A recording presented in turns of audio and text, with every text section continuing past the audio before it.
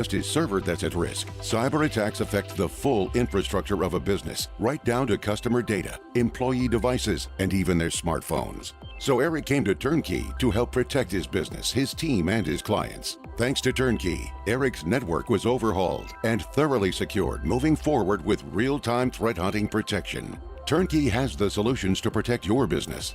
Want to build and improve your network? Turnkey can help with cutting-edge IT solutions. Start a conversation today. Visit turnkey.pro. That's turnkey.pro.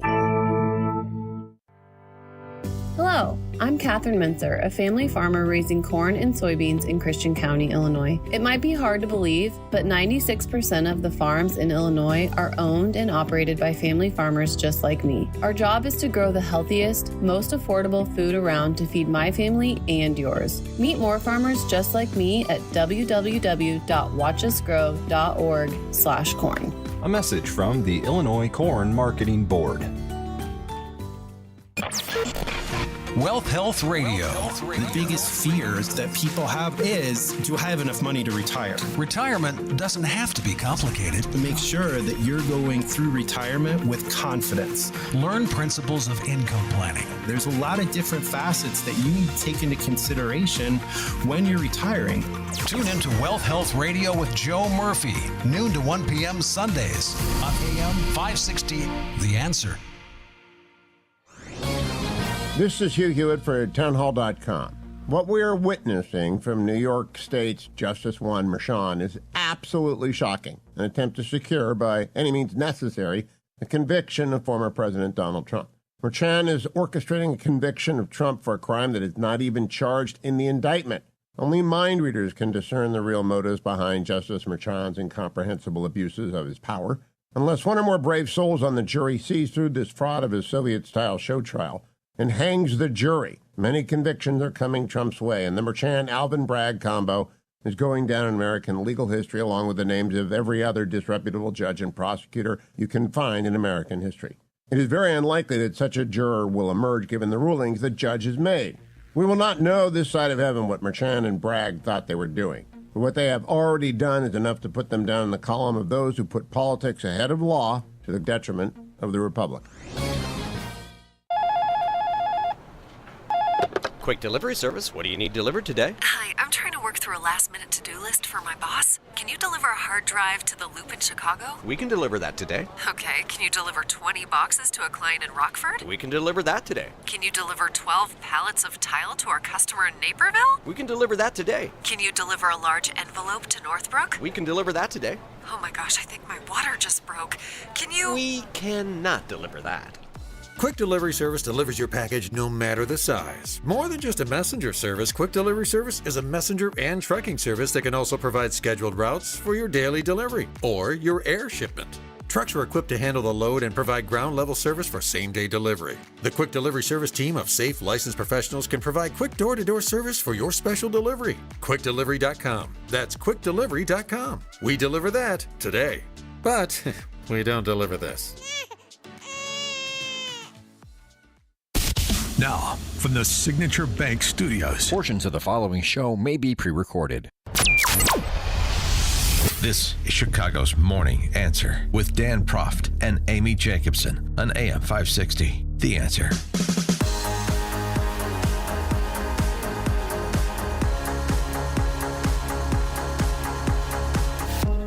Top of the morning, Dan and Amy. So updating the Trump trials. And by the way, if you want an update on all of the legal wranglings, sort of handicapping where things are and with the failures of the state and its various capacities, federal and state level along the eastern seaboard.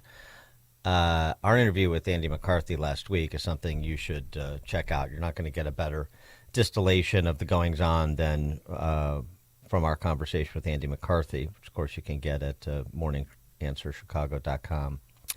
But Trump is trying to avoid jail, or maybe he's not really trying to avoid jail that much. I'm talking about not in terms of what verdict the jury renders in Manhattan, but in terms of the punishment the conflicted judge might impose for what he deems violations of the ridiculous and unconstitutional gag order he's imposed, and this was again in play yesterday.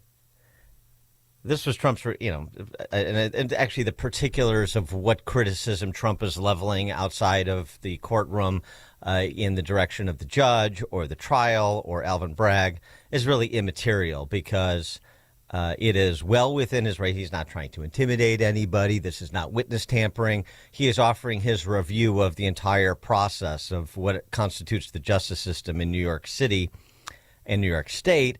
And he is entitled to do that, as would any other American be. So here was his comments after yesterday's proceedings, with apparently a projected 2 or 3 weeks more of this trial to go. I thought they were going to be finished today, and they want 2 to 3 more weeks. The judge asked him, and playing right into the judge's hands. The judge is so happy about 2 to 3 more weeks, because they all want to keep me off the campaign trail. That's all this is about. This is about election interference. How do we stop it? And it's a disgrace. And then you have the other thing that maybe is even more disgraceful, is the gag order, where I can't basically, I have to watch every word I tell you people. You ask me a question, a simple question, I'd like to give it, but I can't talk about it, because this judge has given me a gag order and said you'll go to jail if you violate it. And frankly, you know what? Our Constitution is much more important than jail. It's not even close. I'll do that sacrifice any day. But what's happening here is a disgrace, and the appellate courts ought to get involved. New York looks so bad. The New York system of so-called justice looks so bad between this judge in Gorin and Kaplan. You triple teamed with corrupt judges. It's a disgrace to our nation. 312-642-5600, turnkey.pro answer line, 64636DA, turnkey.pro text line. I like that Trump is not going to allow himself to be beat up in a back alley. I like that he's baiting Judge Merchan, Biden donor, father of Biden fundraiser, baiting him. Put me in jail. Go ahead, put me in jail overnight or for the remainder of the trial. I think that would be the best thing for his campaign. Yeah, turn him into crazy Joe Clark. Yep, that would secure him a victory in November by far. Well, I don't know if I would go that far, but I think the backlash would be in his favor. I definitely agree with that. Why not? And one of the things that perhaps has not been asked enough is, what, if anything, can House Republicans be doing right now, particularly as it relates to federal prosecutions, because House Republicans have the power of the purse, because they have investigatory power, but also state, because, they have the power of the purse. And this is a conversation we had about Fani Willis and the House Weaponization Committee requesting documents from the Fulton County State's Attorney's Office in those proceedings. I mean, you have crossover because you had Nathan Wade and Fani Willis at the White House before Trump's indictment in Fulton County, and you had Nathan Wade billing the Fulton County for hours that were devoted to confabs at the White House. So this is a point I thought was interesting. He's a very sharp guy, Mike Davis. He started this organization called the Article 3 Project, and I know most of Biden's appointees don't know what Article 3 is because we've seen them under questioning from Senator John Kennedy, but it relates to the judiciary, of course. And Mike Davis was also a former law clerk for Supreme Court Justice Neil Gorsuch. Okay. He was also top advisor to Chuck Grassley on SCOTUS nominations in the Senate. So this is a thoughtful, serious guy with some legal bona fides. And he made the argument on Bannon's podcast that House Republicans, Jim Jordan, not doing as much as they could be. They need to be as much on offense as Trump perpetually is. Listen to the case that he makes about the power they have that they're not utilizing, which is a constant lament here. Republicans don't utilize power they do have, and Democrats overreach to exercise power they don't have. It's a terrible dynamic. But what Davis argues is we have the basis for a serious investigation into a criminal conspiracy to deprive President Trump of his rights as a citizen, no special treatment, as a citizen. And if you have your federal statute book at home, you can look up 18 U.S.C. 241. But it happened step by step. Well, I would say this. First of all, we need to make this very clear. I have not heard any indication whatsoever that Jim Jordan is hamstrung by the prior speaker, Kevin McCarthy, or the current speaker, Mike Johnson, on his investigation. He has full authority under the Judiciary Committee and the Weaponization Committee to move forward and move forward fast. So let's just put that on the table right now. And what Jim Jordan needs to be doing is issuing subpoenas immediately. Subpoenas immediately for both documents and for witnesses. And you call in these witnesses to staff depositions, and you should be having these staff depositions every day or every other day until you bring in these key players and figure out what the hell's going on. This is obviously a conspiracy with the Biden White House. You had Matthew Colangelo going from the Biden Justice Department to Bragg's office to bring this case that was passed over by the prior Manhattan DA, the Manhattan U.S. Attorney, the Federal Election Commission, and Bragg himself until Colangelo went to the Manhattan DA's office to bring this zombie case, to resurrect the zombie case. You had Nathan Wade billing 16 hours for his meetings with the Biden White House, including the White House counsel, before Fani Willis brought her indictment. You had Jonathan Sue and Jay Bratt orchestrating the Mar-a-Lago raid, right? This is a criminal conspiracy. Let's start bringing in these witnesses and their documents, get them down on paper with staff depositions. Let them try to plead the Fifth Amendment. Let them try to claim executive privilege. Bring them in and make them do this, right? And then fight it in court. We need to be more aggressive. Again, we're in week 4. We are in week 4 of this criminal trial. This Judge Juan Merchan donated to Biden. His adult daughter, Lauren, has raised tens of millions of dollars off this criminal prosecution. When Trump raises this evidence of bias that even a former federal Clinton judge in the Southern District of New York said on Caitlin Collins' show on April 5th on CNN that this required Merchan's recusal. How did Merchan respond? He expanded this illegal, unconstitutional gag order on Trump, so he can't even talk about this, and now he's threatening to throw Trump in prison. This judge is going to put Trump in prison if he can, and this is why Jim Jordan and this weaponization committee need to step up immediately with aggressive subpoenas, with staff depositions, with public hearings. Go on offense. It's a zero-sum game. 312-642-5600, turnkey.pro. Answer line. Text line up and running, 64636. Type in DA, then a quick comment. Yeah, I mean, and 18 U.S.C. 241 is what he's arguing. There's the basis. There's the legal basis for such a investigation. And it's two or more people conspire to injure, oppress, threaten, or intimidate any person in deprivation of their rights. So there's your legal predicate. So let's issue those subpoenas. Let's whistle people in for depositions. Let's pull this all out in the open. There's been so much indication of, if not coordination, certainly communication. And, let's start turning over some rocks. And for Matthew Colangelo, we mentioned this weeks ago, for him to leave the Department of Justice to take a job in crime-ridden New York. He had a cushy job there, and now this is all political. God, I don't know how anybody can't see that. Bill, and only if they don't want to. Bill and Glen Ellen.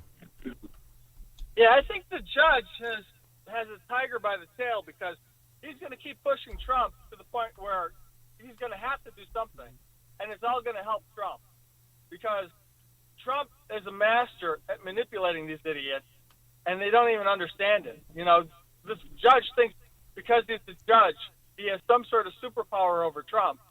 And it's just not going to work. Trump knows what he's doing, and if the judge puts him in jail, that's just going to make Trump more popular than ever.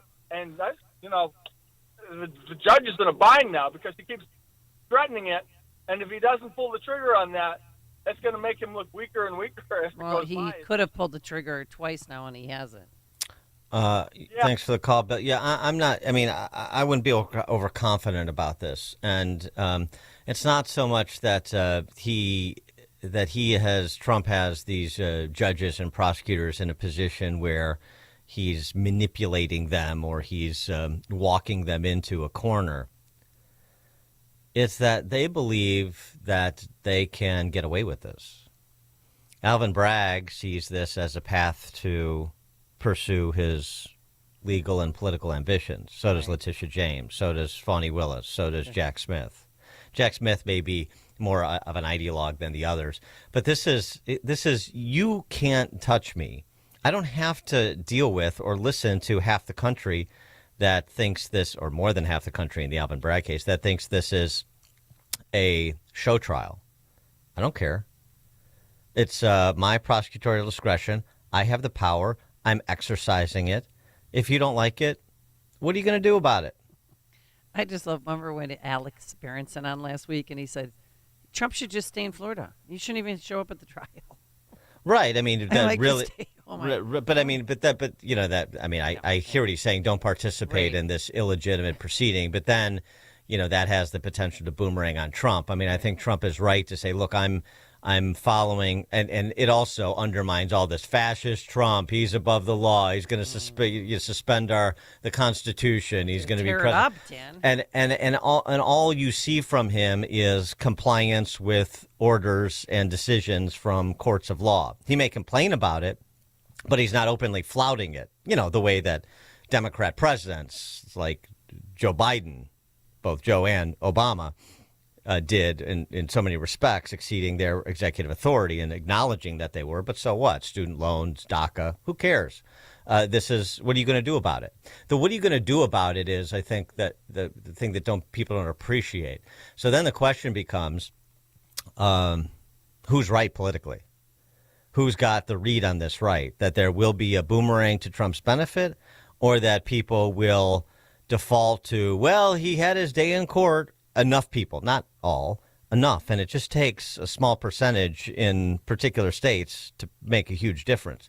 He had his day in court, and we have to have faith in our justice system and so on and so forth, because people are not following the vagaries of the day-to-day in this ridiculous trial, and nor should they be, because it is a ridiculous trial. Hope Hicks cried on the stand on Friday. Nobody even knows what she was crying about. So this isn't a chess match in a vacuum. This is one set of people pursuing their power interests, and another set of people, frankly, and Trump pursuing his power interests in terms of the approach that he's taking. And it's the jury is not in Manhattan; it's in all 50 states, and particularly the swing states. All right, coming up at 5:38. Turns out Joe Wilson was right. 5:38. But now let's head into the newsroom. Here's Mike Scott. 59 degrees in Chicago. Tornadoes moving through Oklahoma overnight, leaving behind severe damage and sirens ringing out. One death reported late Monday near that town, Barnsdall, north of Tulsa. And the Oklahoma Highway Patrol reports 30 to 40 homes damaged or destroyed in Barnsdall alone. Reports say Israel has begun its Rafah offensive after rejecting a Hamas ceasefire deal. Israeli Defense Forces say the IDF is currently conducting targeted strikes against Hamas terror targets in eastern Rafah in southern Gaza.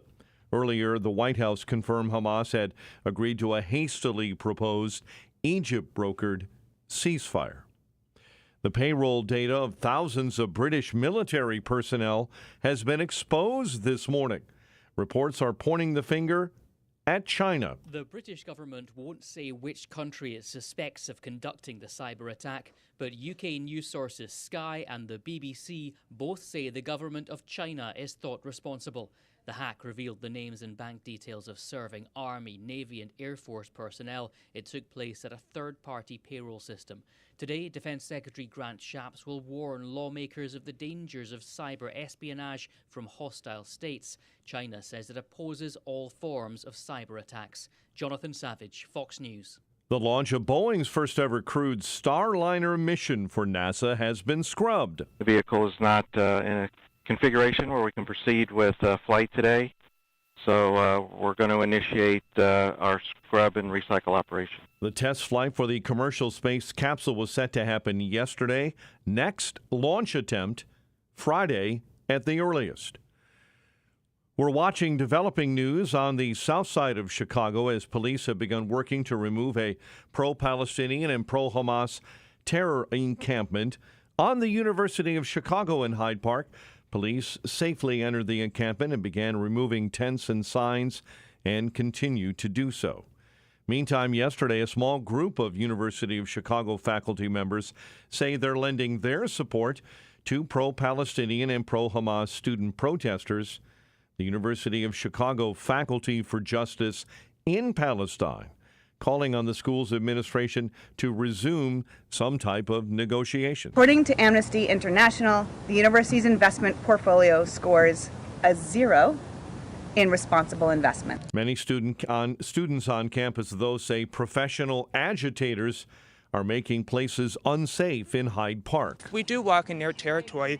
They scour at us, they get in our faces. So these are people who are monopolizing the space. These are not pro-free speech people. Student Declan Hurley. Attorneys for the city of Chicago agreed to a tentative $5.8 billion settlement in a lawsuit filed by 12 black employees of the Department of Water Management. They claim they were subjected to a culture of racist discrimination and harassment. Settlement was reached less than a month before the case was set to go to trial in federal court. Cubs lost to the Padres 6-3. White Sox tagged for 13 hits in an 8-2 loss to Tampa Bay.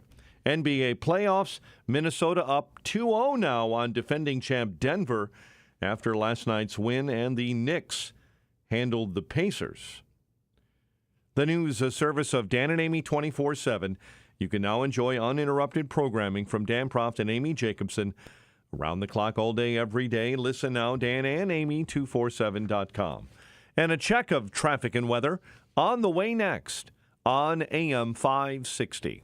This radio station is always on, but sometimes you need more content that you can take with you anywhere. That's why we invented the SalemPodcastNetwork.com. You'll find all the great hosts on this radio station, plus a few more, like Charlie Kirk, Dinesh D'Souza, Trish Regan, Jenna Ellis, and Dennis and Julie. There's literally no end to what we can teach you. It's like radio on demand, and just like radio, it's always on.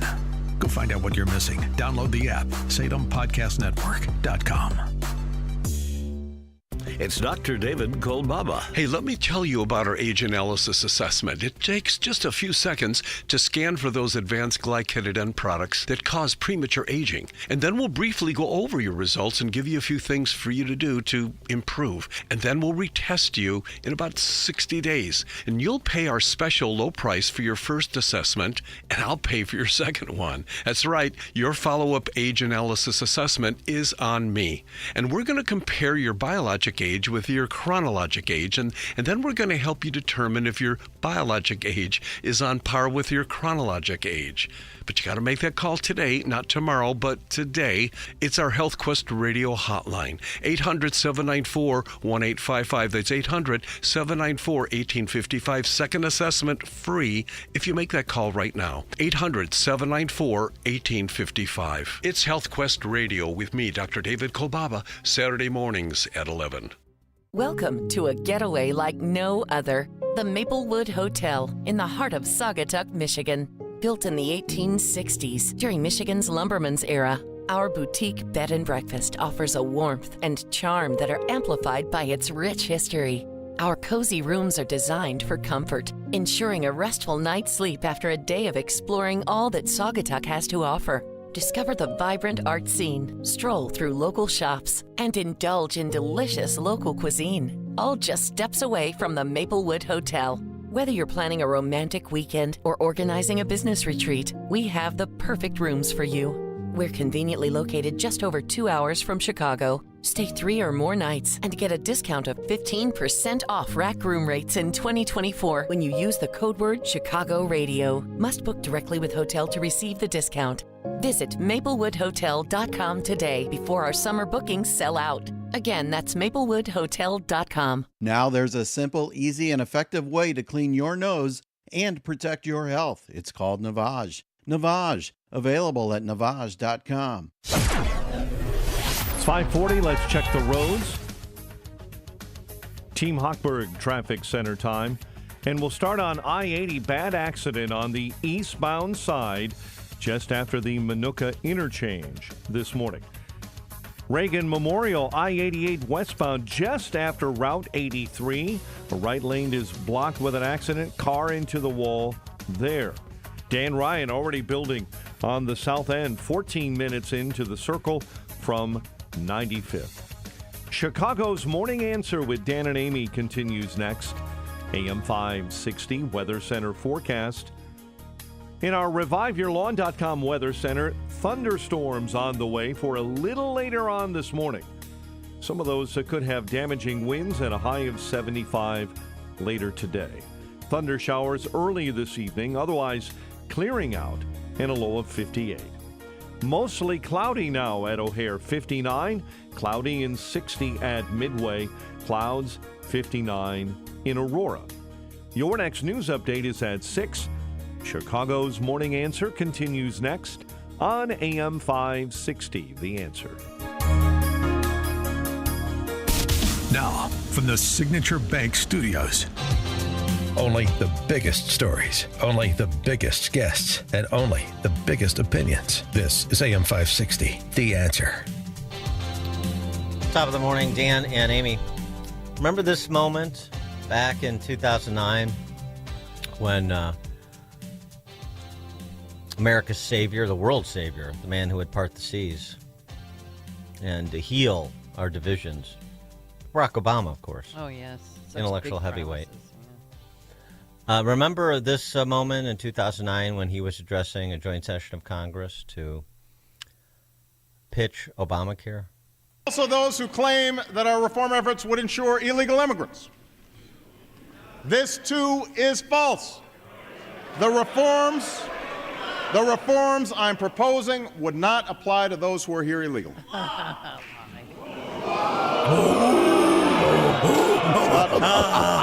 Everybody hyperventilates when Joe Wilson from South Carolina said you lie. Oh, I remember that. Whatever happened to him? He's gone. This just out over the last couple of days. Roughly 100,000 immigrants who were brought to the U.S. as children are expected to enroll in the Affordable Care Act's health insurance next year under directive the Biden administration released Friday. So it took 15 years. But, you know, they're patient. Yeah. The DACA designees. And remember, many of these people were conferred legal status illicitly by President Obama, something he admitted. But did it anyway. So that's what he said to Congress. Then that's what he did as president. Fast forward a decade and a half, and that's what we're doing. We're putting them on the dole.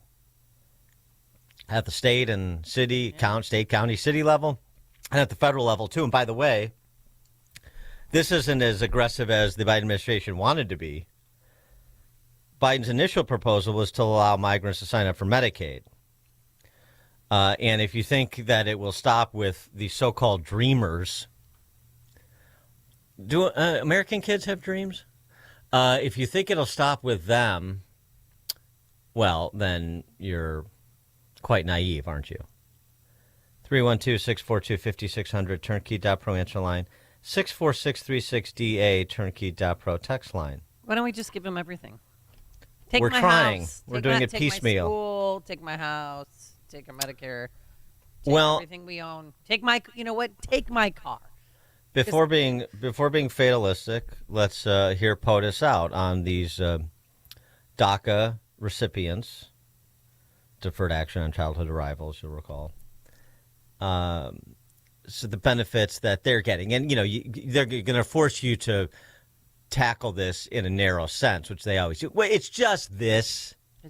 You don't start talking about all these other. It's just this, and these are sympathetic. They were brought here through no fault of their own, and that's all well and good. But I'm sorry, it still doesn't entitle them to stay, number one, much less be unilaterally conferred all of these benefits at other people's expense. That's just not how the rule of law works. That's how lawlessness works. That's how you cobble together constituencies that you need or desire politically. But that's politics. That's not the rule of law. Certainly it's not the equal application of it. Anyway, Biden on DACA. Can you imagine a kid 2 years old saying, Mom, don't take me across Rio Grande, it's against the law. Give me a break. These have been model citizens. Model citizens, really? Well, some of them have. Many of them have. And many of them have not. 3,300 have been charged with assault. 300 plus have been charged with rape. 15 DACA dreamers have committed murder. So, again, it's a small percentage of a big number, but it's still preventable crime. And it also you want nuance, you want texture to conversation. Well, then address texture going in both directions. Address that in the context of the benefits that are being conferred at your expense or at our expense by the political class. And Governor Healy from Massachusetts, I have to play this because remember the 15-year-old disabled child who was raped by an illegal. This is, Dan, things happen. It just He asked Governor Healy if she can prevent this type of incident from happening again. Unfortunately, we have security and systems in place. We have vetting in place. It is unfortunate that from time to time things will happen. It happened in a shelter, and with illegals, and the guy went and raped a disabled girl. I mean, you want to Things cobble happen, together. Dan. You want to cobble. I mean, it's the same attitude. Migrants, indigenous. It's the same attitude towards predators. When it's abject failure of their policy, it's, some eggs are going to be cracked kind of attitude. As long as it's not happening to them, as long as somebody's not getting bothered at their graduation, like the Eva Peron of East Lansing. I mean, that's the real crime. A Guatemalan illegal immigrant arrested, charged with kidnapping, sexual assault of a minor in Florida. I mean, these stories, we could bring you these stories, and we do bring you a lot of them every single day. Does it represent a majority of what's the number? Who knows? Not the people that are advocating these policies, not anybody. 7, 8, 10 million people under Biden that have entered this country illegally. Is the criminal element a majority of those people? I don't think so. I don't really know. Nobody else does either, it would seem. And the people that are promoting open borders don't much care, as you can tell from the attitude of Joe Biden or Maura Healey. But the stories of people being victimized by people here illegally, by people who've been here illegally repeatedly, by people who have committed crimes here while they've been here illegally repeatedly, are legion. And preventable crime is the standard. Are your policies producing negative consequences that could otherwise be prevented if you adjusted your policies? And the answer is yes. By the way, Joe Biden's, a 2-year-old is supposed to tell mom, don't cross the Rio Grande because it's illegal. Give me a break. No, you give me a break, you senile kleptocrat. You give me a break. One thing you could do, not put it on the 2-year-old, because I know you're childlike in your capacity, Mr. President, but this is on the adults of the world. Right. So we can say to mom, sorry, mom, you have to turn around. You're going back to your country. There is a process by which you do this. You go to a port of entry and you make an asylum application and you remain in Mexico or the safest third country until that application is processed. What is complicated about that, man? Give me a break, man. Hair sniffing creep who showers with his daughter. Ugh. George in Naperville. Yes, Dan, with regard to migrant health care, will they be able to keep their doctors in their home countries? If they want them, of course. Yeah. All the promises of Obamacare. Yeah, the lies of Obamacare. Too. Well, you could never see it coming, could you? No, because this is my version of Plato's noble lie. This is what the left does, and what so much of America buys: the noble lies, or I would call them the beautiful lies. It's all going to be great. We're going to cover the uninsured. We're going to cover those with pre-existing conditions. There's no possibility that these central planners will set a system up that has unintended consequences that they didn't foresee, that has intended consequences that they're not telling you, and few people are paying enough attention to assess the implications of the foundation, of the fundamentals of a particular program or policy.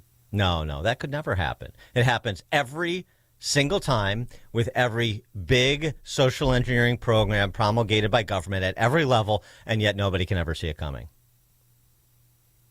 It's beating your head against bags of cement. Gives you a real headache. By the way, to your point about take my home, take my car. Yeah, take it. No, I'm like, you want it? I mean, we're being accosted. You go to Trader Joe's, real quick. Lincoln and Grace, 4 different families, and then somebody, a lone male by the cart return, was panhandling. And what there's come on, panhandling. No, yeah. It's a harassment.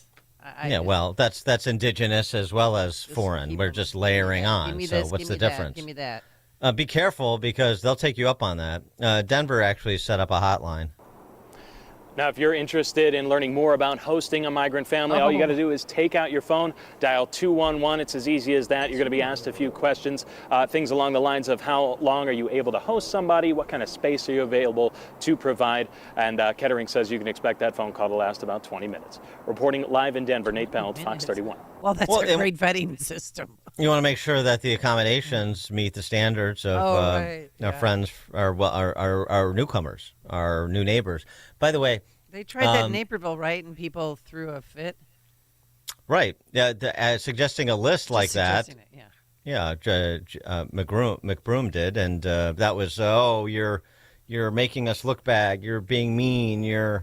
I don't know. I don't exactly know what the complaint was. You're not taking this seriously. I'm taking it seriously. You want people to come to our town. You want us to be a welcoming city. Well, then open your doors. Yeah, especially and fill out and get on the horn with this bureaucrat so you can go through their 20-minute running of the traps to make sure that your home is worthy of one of our newcomers.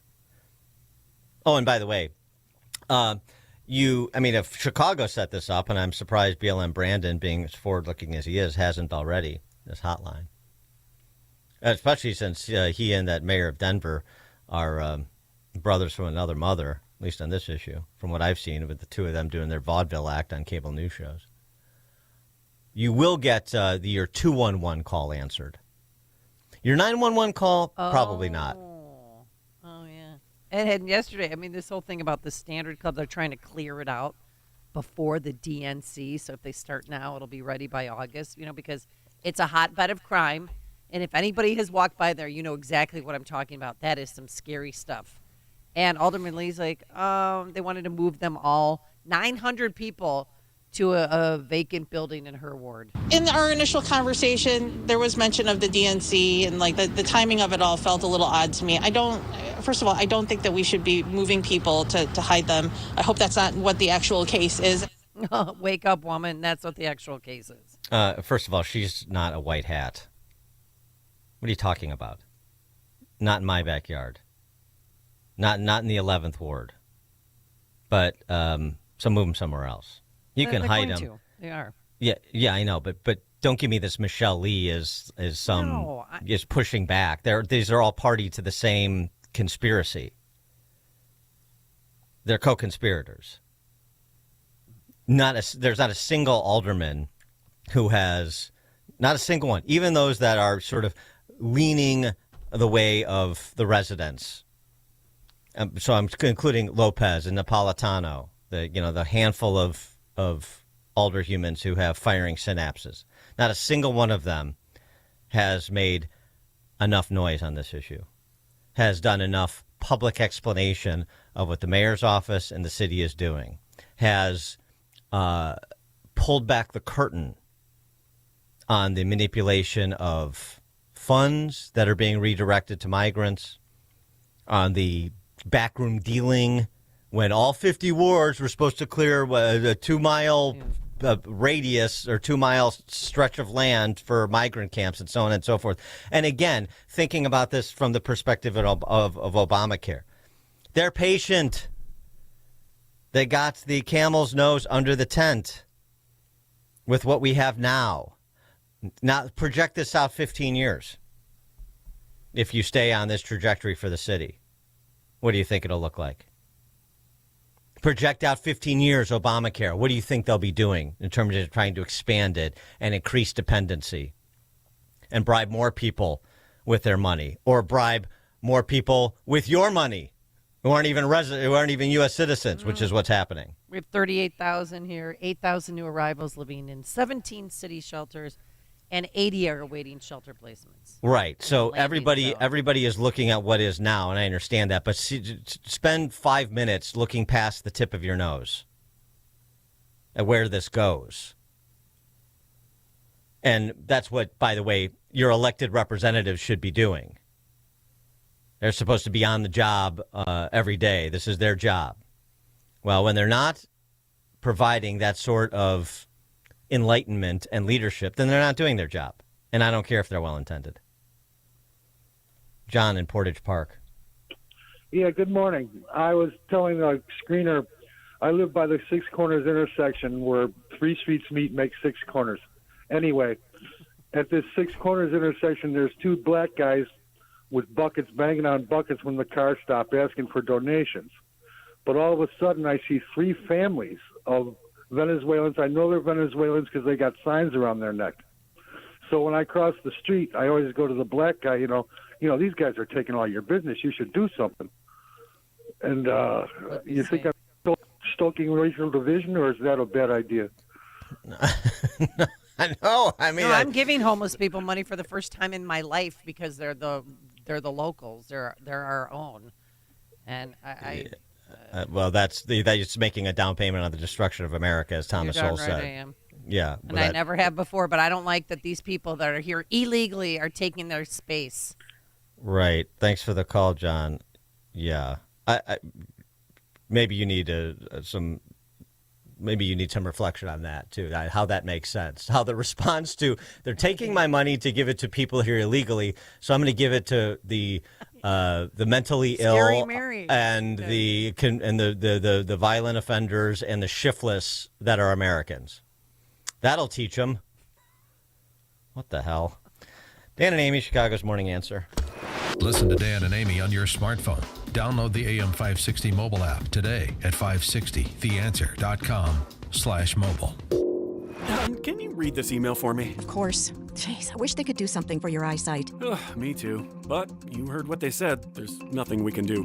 When vision loss can't be corrected with glasses or surgery, and hope seems lost, turn to Spectrios Institute for Low Vision. Spectrios doctors specialize in the treatment of vision loss related to eye diseases, such as macular degeneration, glaucoma, and diabetic retinopathy. There is hope, supported by science with personalized rehabilitation plans, occupational therapies, and access technology at Spectrios. Talk to a patient service manager. They'll walk you through the program. Spectrios takes BCBS and Medicare insurance. They also have grants for qualifying patients and offer a Seeing is Believing children's outreach program. Go to spectrios.org, located in Wheaton in a building that says it all, the House of Hope. That's spectrios.org. Spectrios Institute, the head, heart, and eyes approach to better vision. Remember to keep Spectrios Institute, a 501c, in your estate or legacy planning. From breaking news and weather across the country to insight from the brightest minds in conservative opinion, it's Salem News Channel, home to the biggest shows on TV, like Hugh Hewitt weekdays at 6 a.m. Eastern, followed by Mike Gallagher at 9. Join SNC, where facts are sacred, critical thinking is celebrated, and the pursuit of truth is unwavering. Watch Salem News Channel free, now on Zumo Play. Learn more at snc.tv/Zumo. AM 560, The Answer. All right, coming up on Chicago's Morning Answer. BLM Brandon weighs in on the protests at the University of Chicago, 606. Yeah, they're clearing the encampment as we speak. Today morning, thunderstorms could bring flooding, damaging winds. It is now 6 a.m. WIND Chicago. Hamas says yes. Israel says no. I'm Dave Anthony, Fox News. So a ceasefire proposal for Gaza remains elusive. The proposal was brokered by Egypt and Qatar, but Israel says that offer falls short of its core demands. So Israeli forces have taken control of a border crossing in Rafah, where it's warned tens of thousands of Palestinian civilians to leave. Officials say the operation was very precise and very limited. They also say it was only in specific areas of eastern Rafah. The crossing is one of the main supply routes for humanitarian aid into Gaza, and we are told all movement there has stopped, at least for now. 20 Hamas militants were reportedly killed. Fox's Ashley Strohmeyer as the pro-Palestinian protests continue here in the U.S. That's at MIT in Massachusetts. The sound of students breaking down barricades to get back into an encampment. In New York City, about 24 protesters were arrested trying to disrupt a glitzy Met Gala. Tornadoes tore through Oklahoma again, doing damage last night in Bartlesville and Barnsdall, north of Tulsa. All of the neighbors are out here just trying to see who made it, made it. At least one person was killed. Failure to launch for Boeing. The astronauts were strapped in their seats. They were inside the capsule. But Fox's Jonathan Sari reports the first manned flight of the new space capsule was scrubbed. ULA, which makes the Atlas V rocket that was to launch the Boeing Starliner into space, says its engineers detected an audible buzz in an oxygen relief valve. Boeing may try again Friday night. Former President Trump will return to court in New York in a few hours for day 13 of his first criminal trial, the day after the judge threatened to jail him for repeated gag order violations about the case. The former president claims he's being politically persecuted and silenced. Frankly, you know what? Our Constitution is much more important than jail. It's not even close. I'll do that sacrifice any day. He's charged with falsifying records and payments to keep an alleged affair quiet in 2016. America's listening to Fox News. 59 degrees. Skies are cloudy at 6:02 on AM 560. The Answer. Good morning. I'm Mike Scott. Police have begun working to remove a pro-Palestinian encampment at the University of Chicago in Hyde Park early this morning. Police safely entered the encampment, began removing tents and signs. Other workers are on hand yesterday. And right now, protest encampment members are being blocked from returning to that encampment. Yesterday, a small group of University of Chicago faculty members lent support to the pro-Palestinian, pro-Hamas student protesters on campus. According to Amnesty International, the university's investment portfolio scores a 0 in responsible investment. Many students on campus say professional agitators there are making places unsafe in Hyde Park. We do walk in their territory. They scour at us, they get in our faces. So these are people who are monopolizing the space. These are not pro-free speech people. Student Declan Hurley. Attorneys for the city of Chicago have agreed to a tentative $5.8 million settlement in a lawsuit filed by 12 black employees of the Department of Water Management. They claim they were subjected to a culture of racist discrimination and harassment. Google's redevelopment of the Thompson Center in Chicago is underway. Governor Pritzker and Mayor Brandon Johnson were on hand for the groundbreaking, but politics seem to sideline that event. The mayor saying now he's headed to Springfield this week to pitch state lawmakers on pet projects. It's been very clear that I've been pushing for that the families of Chicago are owed $1 billion from the state of Illinois in order to build a better, stronger, safer city, but particularly investing in our public school system. Johnson was trumped by the governor's announcement that he's backing legislation that keeps Chicago's charter and selective enrollment high schools in place until an elected school board is fully seated in 2027. That goes against Johnson's focus on so-called neighborhood schools. It seems to me that once there is a fully elected school board, that they ought to, dictate what the future of the selective enrollment schools are, and not before. The decision angered CTU President Stacey Davis Gates, but right now there's not much she can do to stop the governor's play. Cubs gave up 6 runs in the top of the 6th in a 6-3 loss to San Diego. White Sox tagged by the Rays in an 8-2 loss at Tropicana Field. Chicago Sky will not have their top draft pick to begin the 2024 season. Forward Camilo Cardoso will miss 4 to 6 weeks after suffering a shoulder injury. The news, a service of ReviveYourLawn.com. Don't DIY RYL. Revive Your Lawn with the landscape and design experts. Outdoor patios, kitchens, hardscapes, softscapes. Get an instant online estimate today at ReviveYourLawn.com. A check of traffic and weather on the way next on AM 560. Dennis Prager doesn't scare easily. When kids are scary, that's the scariest. These kids, with Israel is committing genocide, these are really scary young people that have been created by our sick educational system and our sick media. The Dennis Prager Show, weekdays at 11, right before Charlie Kirk at 1 on AM 560. The Answer. Hi, this is Carl Amari. I'm Lisa Wolf. Join us every Saturday night beginning at 8 p.m. for all things entertainment on Hollywood 360. If you love classic radio shows, The Shadow, Jack Benny, The Lone Ranger, Dragnet, Gunsmoke, and many more, we have them for you on Hollywood 360. We'll also present trivia contests with prizes, showbiz news, celebrity interviews, games, and movie reviews. So don't miss Hollywood 360 every Saturday night beginning at 8 p.m. on AM 560, The Answer. Hey everyone, it's Ted from Consumer Cellular, the guy in the orange sweater, and this is your wake-up call. If you're paying too much for wireless service, you don't have to keep having that nightmare. Consumer Cellular has the same fast, reliable coverage as the leading carriers for less. And for a limited time, new customers receive their second month free when they sign up and use promo code MONTHFREE by May 31st. So why keep spending more than you have to? Seriously, wake up and call 1-888-FREEDOM or visit consumercellular.com. Taxes, fees, and other third-party charges will apply. See website for additional details. Progressive presents 10 things on a food truck owner's to-do list that are harder than getting a commercial auto insurance quote. Stocking the fridge, prepping the stations, finding employees that get along well, finding employees that actually do their job. Looking at you, Gary. Balancing the books, balancing the flavors, having a fresh menu and fresh produce and fresh meat, but never a fresh mouth. But the easiest thing on a small business owner's to-do list? Seeing if you can save on commercial auto insurance. Get a quote in as little as 7 minutes at progressivecommercial.com. Progressive Casualty Insurance Company and Affiliates. Coverage subject to policy terms and conditions. In the fast-paced rhythm of life, where demands can be relentless and time is precious, prioritizing your well-being can be hard.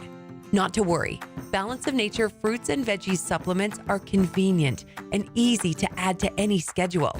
Paired with eating more fresh produce, regular exercise, and a positive mindset, Balance of Nature fruits and veggies supplements can help you keep your rhythm. Whether it be excelling in your day-to-day or just living in the moment, start your journey with Balance of Nature supplements. Call 1-800-246-8751 or go to balanceofnature.com to get 35% off your first order as a preferred customer with free shipping and our money-back guarantee. That's 1-800-246-8751. Go to balanceofnature.com or call 1-800-246-8751 and get this special offer by using discount code CHICAGO. 607, let's get in 608. Let's get an update on the roads. Team Hochberg Traffic Center time. Our focus on the Ike right now. Inbound between North Avenue and I-88. You've got a right lane block with a rollover accident. A semi is involved. Big problems as you travel on the Reagan I-88 westbound just after Route 83. There's a right lane block with an accident, car into the wall. And stop-and-go traffic due to an earlier accident continues eastbound I-80 at the Minooka interchange. Chicago's Morning Answer with Dan and Amy continues next. AM 560 Weather Center forecast.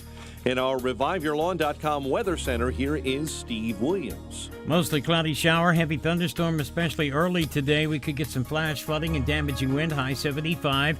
Thunder shower in spots this evening, otherwise clear tonight, low 58. Clouds and sun, shower tomorrow, the high 78. I'm Steve Williams on AM 560, The Answer. Storms on the way. We'll keep our eye on them. Mostly cloudy and 59 at O'Hare, 60 at Midway, 59 in Aurora. Your next news update, 6:30. Chicago's Morning Answer continues next on AM 560, The Answer. Now, from the Signature Bank Studios. This is Chicago's Morning Answer with Dan Proft and Amy Jacobson on AM 560, The Answer.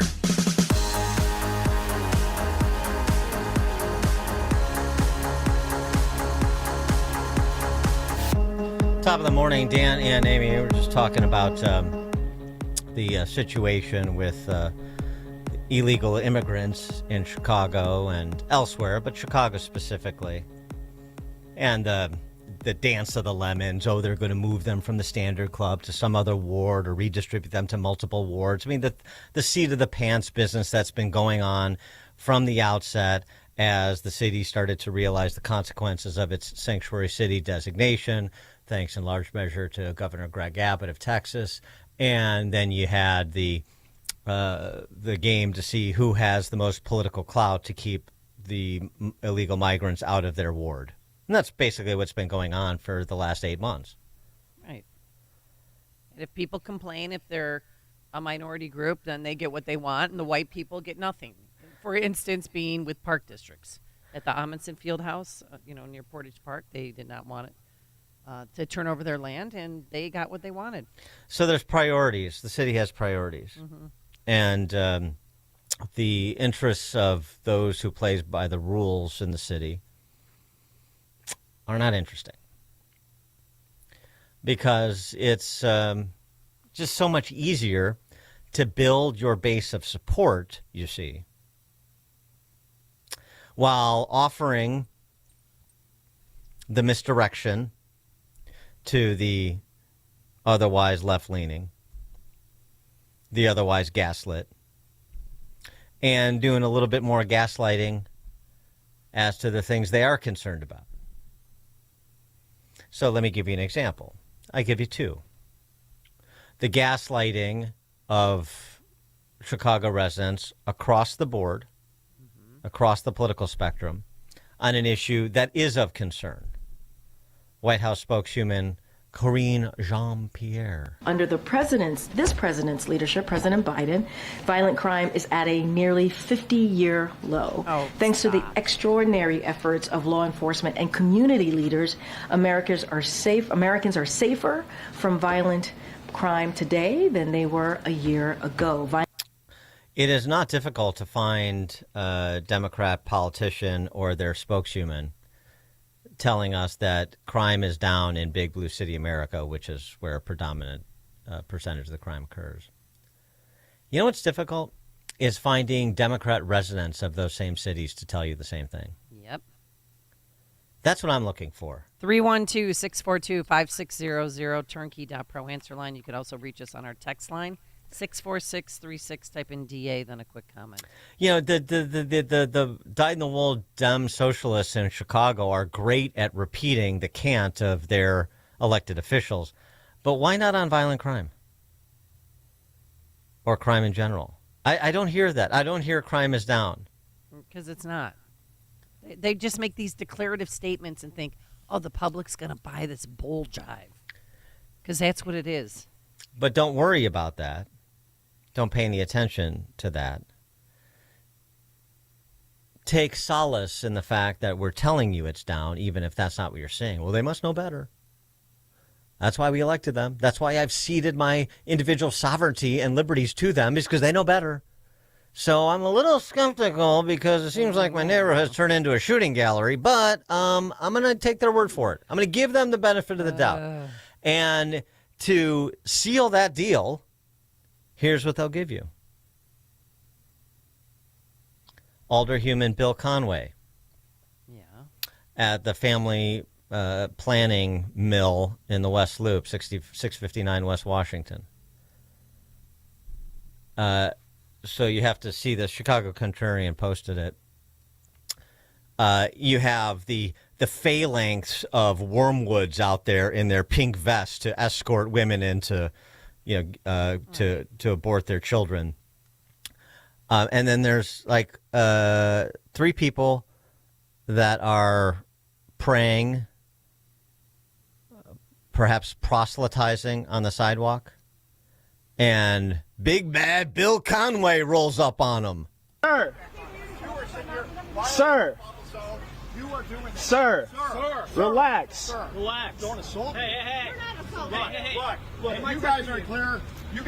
This is a public sidewalk. This is a public sidewalk. You're being videoed right now, sir. I hope so. By the way, you are. This is going to go away too. This is not. You are sitting here. I am not sitting. I am preaching the gospel. What the heck was that? 312-642-5600, turnkey.pro answer line, 64636DA, turnkey.pro text line. Billionaire baby Billy Conway, 45-year-old adult baby, berating a couple of Christians praying and preaching the gospel outside the abortion mill in Chicago. They have every right to do that. What is he trying to do? What is he trying to do? I'm big bad Billy Conway, and I'm going to stand up for abortion on demand funded at taxpayer expense in Chicago and Illinois, because that's what I'm going to give you instead of public safety, good schools, a hospitable business environment. You get your abortion, now shut up and repeat our beautiful lies. Right? I mean, isn't that the value prop in Chicago and Illinois generally? Someone, please tell me I'm wrong. That's what's on display here.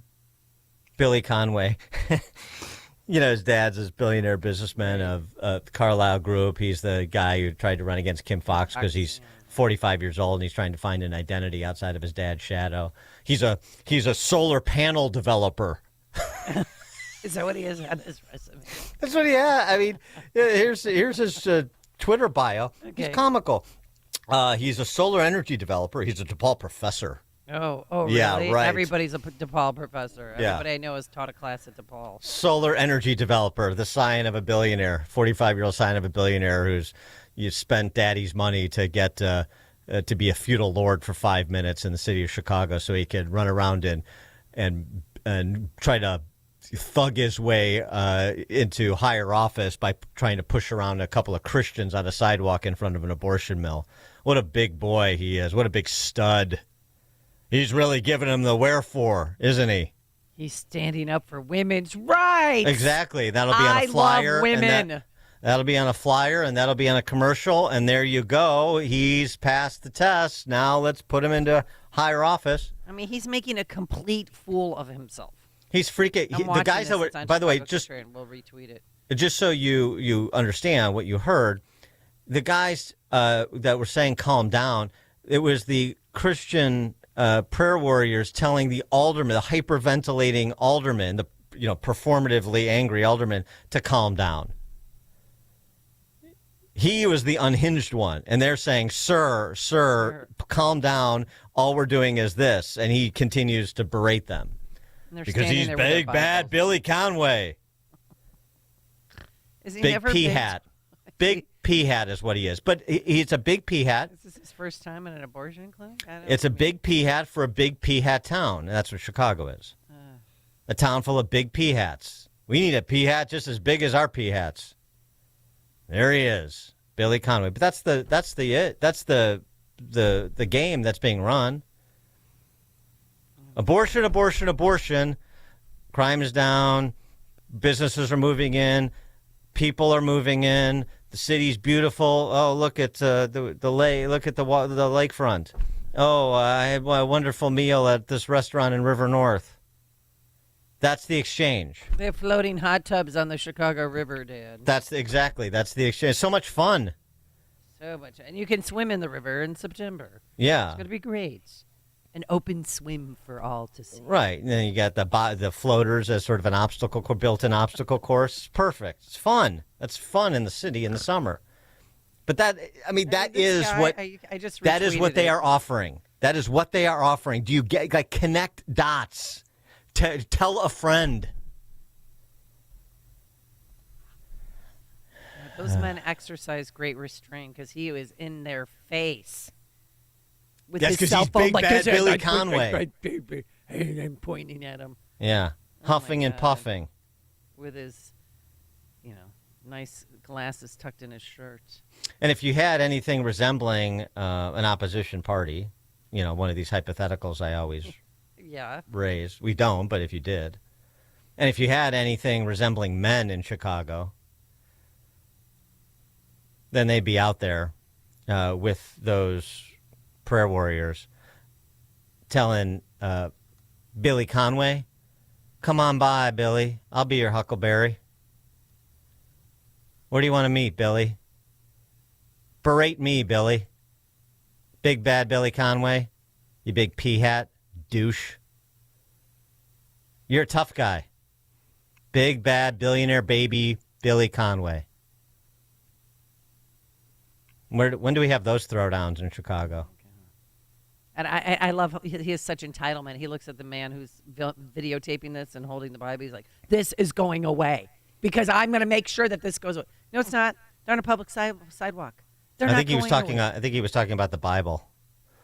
Ron and Carol Stream. Good morning, Dan and Amy. Yeah, you should have Big Billy. You know, offer Big Billy Conway. Have him call in, see what he has to say, so we can all hear it. Yeah, he's too much of a pea hat to call in. I would have him come in. I'd have him come in. I'll go back to Chicago right now if he wants to come in studio. He has been on our show. Not with me, he hasn't. No, he hasn't. Reproductive rights. Reproductive rights, except they don't know what that word means. Because, that's not reproduction if you're going to kill baby. Thanks, guys. Thanks for the call, Ron. Yeah, Big Bad Billy Conway came on the show. Why? I remember. Oh gosh, I don't know. It was months ago. I can't remember. Yeah. Why? Maybe. Am I going to have to start paying attention when I have days off to make sure we're not platforming nitwits? Well, this was a while ago. Chuck in Delavan, Wisconsin. Chuck. Thanks for mentioning my garage band performing nitwits. Yeah. Hey, crime is not. Crime Men is Without not Hats down in cover Milwaukee. band. Yeah. Oh yeah. Crime is not down in Milwaukee, and then now it's spreading out from Milwaukee. That's not what KJP says. Well, no, it is, and I suggest to everybody, because we can do it up here. I don't know if you can do it down there, but open carry. When you open carry and you go anywhere, it's a whole different ball game. Nobody does anything because they're like, this guy's got an open gun on his holster, on his hip, and they respect you a lot more. So thank you very much. Thanks for the call, Chuck. We don't need open carry in Chicago because we have big bad Billy Conway paroling the sidewalks looking for Christians praying. With his aviator glasses tucked in his shirt. Tony, Southside. Yeah, exactly. Hey, good morning, His daddy Amy gave him Lamb. those. Good morning, Amy Lamb. Good morning, Dan. Hey, I think, when I see stuff like this, it really speaks to me. Like, why don't we bring back the Knights Templar to take care of all this stuff, and the world will be a better place? Okay, Dan Brown. Okay. Take care, guys. Text message, guarantee Conway gets reelected, says the right buzzwords against the evil preacher. Of course. Yeah. Of course. Is there anything, I mean, they were gangbangers, MS-13, Tren de Aragua, that doesn't scare anybody. No. Christians praying on a sidewalk, that's the real threat to public safety and good order in Chicago. Of course it is. Panties in a bunch over that. My Lord. We tweeted it out. If you want to follow me at Amy Jacobson, we just retweeted it. So you could see for yourself how he's just such a tizzy. He's uncontrollable. Big bad Billy Conway. Big bad tough guy. Dan and Amy, Chicago's Morning Answer. It's what Chicago is talking about. It's Chicago's Morning Answer with Dan and Amy on AM 560. The Answer. Baseball and softball season will be starting soon at fields everywhere. I'm not talking about those overpriced professional palaces with the prima donnas. I'm talking about the neighborhood where the kids, Little League fields, their family, their fathers, their coaches will all be out in the sun. There's a company in Bridgeview, PYT Sports, that's working with volunteer coaches, Little League managers, and dads. Good, hardworking guys that want to help their kids and friends have a good time this summer instead of getting into trouble on the streets. PYT Sports has all the stuff you'll need to furnish dugouts and more. 2-tiered benches, helmet racks, bat racks, and individual player storage. Plus, windscreens and wall pads. Even field tarps to protect from rain so you're ready for game time. Check out the popular Field General, Commander, and Trooper helmet and bat combos to make your dugout look like the pros. Go to pytsports.net. That's pytsports.net. And get ready for a great baseball season. Play ball! All right, a humongous storm is coming. It's going to be huge around 7:30, 8 o'clock. And how's your basement going to do? Are you going to be there, like many people, sitting there watching to make sure the water doesn't pool in your basement or crawl space? Well, you don't have to live like that. Call our good friends at Permaseal. They are the best. Trusted name for over 40 years. They have an A+ rating with the Better Business Bureau. So don't be scared when you hear storms are coming. Call Permaseal. Be proactive. They can also help with sunken or broken concrete. They do it all at Permaseal. 800-421-SEAL, 800-421-7325. Call them for a free estimate or go online and schedule your free estimate at permaseal.net. Pure Talk, my sponsor and my wireless company, of now providing international roaming to over 50 countries. Now, as you plan your summer travel, make sure that your wireless company covers you at home and abroad. Now, you can get unlimited talk and text, plenty of 5G data for just $20 a month. That's less than half the price of Verizon, AT&T, and T-Mobile for the exact same service. Dial pound 250, say the keyword save now. Do it now. You save an additional 50% off your first month. Make the switch to Pure Talk so you can afford to travel this summer. Hi, I'm Martha Stewart. Every year, more than 4 million pets enter shelters here in the United States. My friends at American Humane have been helping animals since 1877. The goal is to ensure that pets have a safe shelter, especially during natural disasters. Adopting a shelter pet allows shelters to help more animals awaiting care. Please consider adopting today and take some time to learn more about American Humane's other work at americanhumane.org. Come on with this, people. Move it! Did you really think you could make that company deliver yourself? Oh, I cannot handle any more traffic. You could be getting much more done at your place of business. I've wasted 45 minutes and now this place is gonna close. Time is money. Let Quick Delivery Service take on the traffic hassle for you. They'll deliver almost anything, from large pallets of materials to important documents, or both. No forms, no labels, no scanning. Just tell Quick Delivery Service where it's going, they'll pick it up, and get it to your destination quickly. Your cargo delivery is tracked in real time with GPS. Notifications are delivered right to your inbox. Visit QuickDelivery.com. That's QuickDelivery.com. Or you can deliver like this. Seriously, another train? Or get your delivery there on time with QuickDelivery.com. Or call 847-534-2244. 847-534-2244. Let's see, if something costs less, but people are happier with it, that sounds like something to look into, and that is MediShare. And maybe you've heard switching to MediShare to pay for healthcare can save many families up to $500 a month, and that's huge, but it's also true people are way more satisfied after making the switch, too. The member satisfaction rate for MediShare is double that of the typical health insurance plan. Double. MediShare works, too. It's been around for 30 years. Members have shared more than $5 billion of each other's bills. People love having telehealth and a huge nationwide PPO network. So, yeah, really, you can save a ton and like it better. Imagine being happy with how you're taking care of your health care. So if you're self-employed or part of the gig economy, or you just want a plan you're happy with, you can call right now and get a price within 2 minutes. See what you can save. This is a very, very smart use of 2 minutes. Here's the number you need. Call 844-41-BIBLE. That's 844-41-BIBLE. 844-41-BIBLE. Balance of Nature's fruits and veggies supplements. Changing the world, one life at a time. Oh, it's been actually really good. I'm 81 years old. I'm a retired nurse, and I have found, I've taken it for about 5 years, I do feel better. At first, there wasn't a drastic change, but I found it really has made, a difference in my lifestyle. It does improve our quality of life.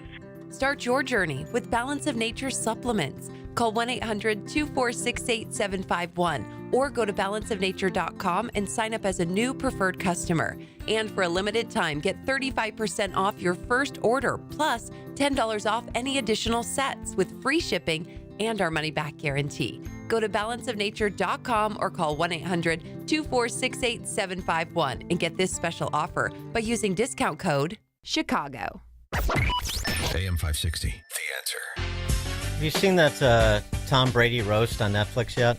I've seen highlights of it, and I can't wait to watch it in its entirety. It looks amazing. Yeah, I saw it. It's 3 hours, which is about an hour and a half too long. 3 hours? Gosh, your roast didn't last that long. Some of the protests, that's just the order of the day. The roasters were lame. I mean, particularly guys that are out of their element, like Randy Moss. Kim Kardashian was good, though. Yeah.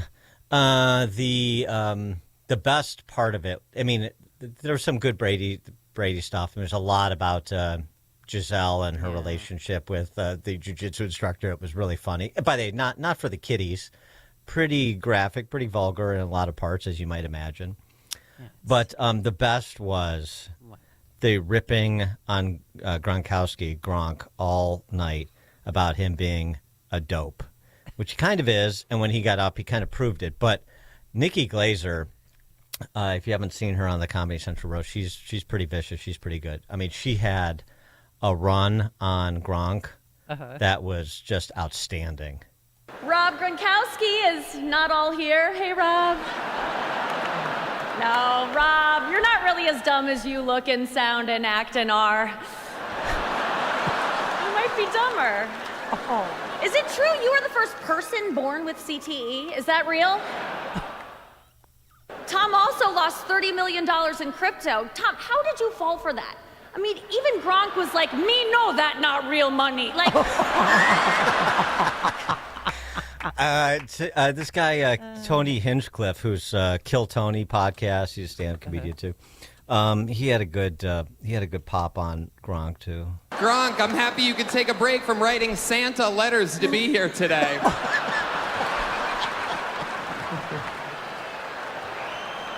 I knew you were here when we were all out of chocolate milk backstage. By the way, Gronk, that's Kevin Hart sitting next to you. That's not your shadow. Yeah, it's pretty funny. It's worth watching. I'd say for Andrew Schultz, for Tony Hinchcliffe, and for Nikki Glaser alone. Kevin Hart wasn't bad. Yeah, I don't understand that guy's career. I really don't understand. I did not like. Tom Brady went on a date with Kim Kardashian. Ugh. No, I think she disabuse that. I don't know, but it was funny. I mean, she was good. She compared him to her stepdad, Bruce Jenner. Yeah, it was all right. She was okay. She was not well received in the forum, by the way. Oh, all right. Well, can we play more of that later? Yeah, sure. All right. Coming up at 6:36, we have to return to serious business. Yes. We'll talk campus protests and this phony ceasefire that Hamas is trying to push at 6:36 with Rich Goldberg from the Foundation for the Defense of Democracies. And later, the governor of New York steps in it big time and has to apologize. We'll tell you why. But now let's head into the newsroom. Here's Mike Scott. 6:32, storms on the way, but we're watching Israel and Gaza as reports are confirmed that Israel has begun its Rafah offensive. Rejecting a Hamas ceasefire agreement, the IDF has been conducting very targeted strikes against Hamas terror targets in eastern Rafah in southern Gaza. Powerful storms erupt in the central part of the U.S., bringing tornadoes to the heartland, rural Oklahoma, and large hail in parts of Kansas. It is absolutely nerve-wracking. Absolutely nerve-wracking. I can't believe I'd ever see something like this in my lifetime. Homes were left heavily damaged. Power lines are down. Severe weather follows heavy rainfall in Houston, where floodwaters began to recede Monday after killing one. The launch of Boeing's first ever crewed Starliner mission for NASA has been scrubbed. Unusual readings from an oxygen valve on the Atlas V rocket prompted the difficult decision to call a scrub. There was nothing magical about a certain date to go launch on. So we're taking it one step at a time, and we're going to launch when we're ready and fly when it's safe to do so. NASA's Steve Stitch, Butch Wilmore, and Sonny Williams will be the first people to ride aboard Starliner for a shakedown flight of the capsule that's designed to ferry people to the International Space Station. I'm Rory O'Neill. The next launch attempt won't come until Friday at the earliest. A Tennessee-based cleaning company will pay almost $650,000 in penalties for employing at least 2 dozen children at slaughtering and meat packing facilities.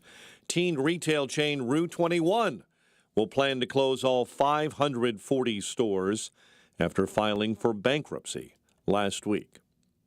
Police have begun working to remove a pro-Palestinian and pro-Hamas encampment at the University of Chicago in Hyde Park this morning. Police safely entered the encampment overnight and began removing tents and signs. Attorneys for the city of Chicago agree to a tentative $5.8 million settlement of a lawsuit filed by 12 black employees of the Department of Water Management, who claim they were subjected to a culture of racist discrimination and harassment. Plans for a temporary migrant shelter at a building in the city's Bridgeport community have been scrapped after pushback from a local alderwoman.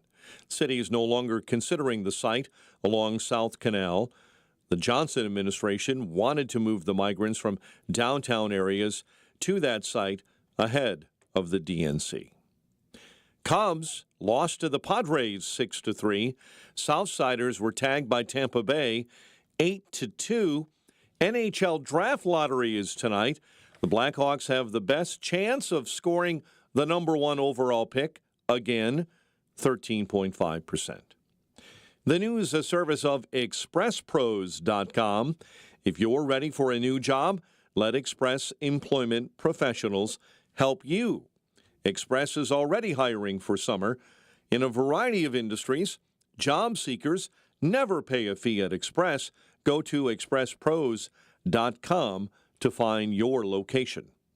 A check of traffic and weather is on the way next on AM 560. Brandon Tatum can see the trick. Joe Biden wrote on X complaining about the disparity in earnings between male and female, and he's being disingenuous. These people on the left, these Democrats, are pushing an agenda that's not rooted in facts and reality.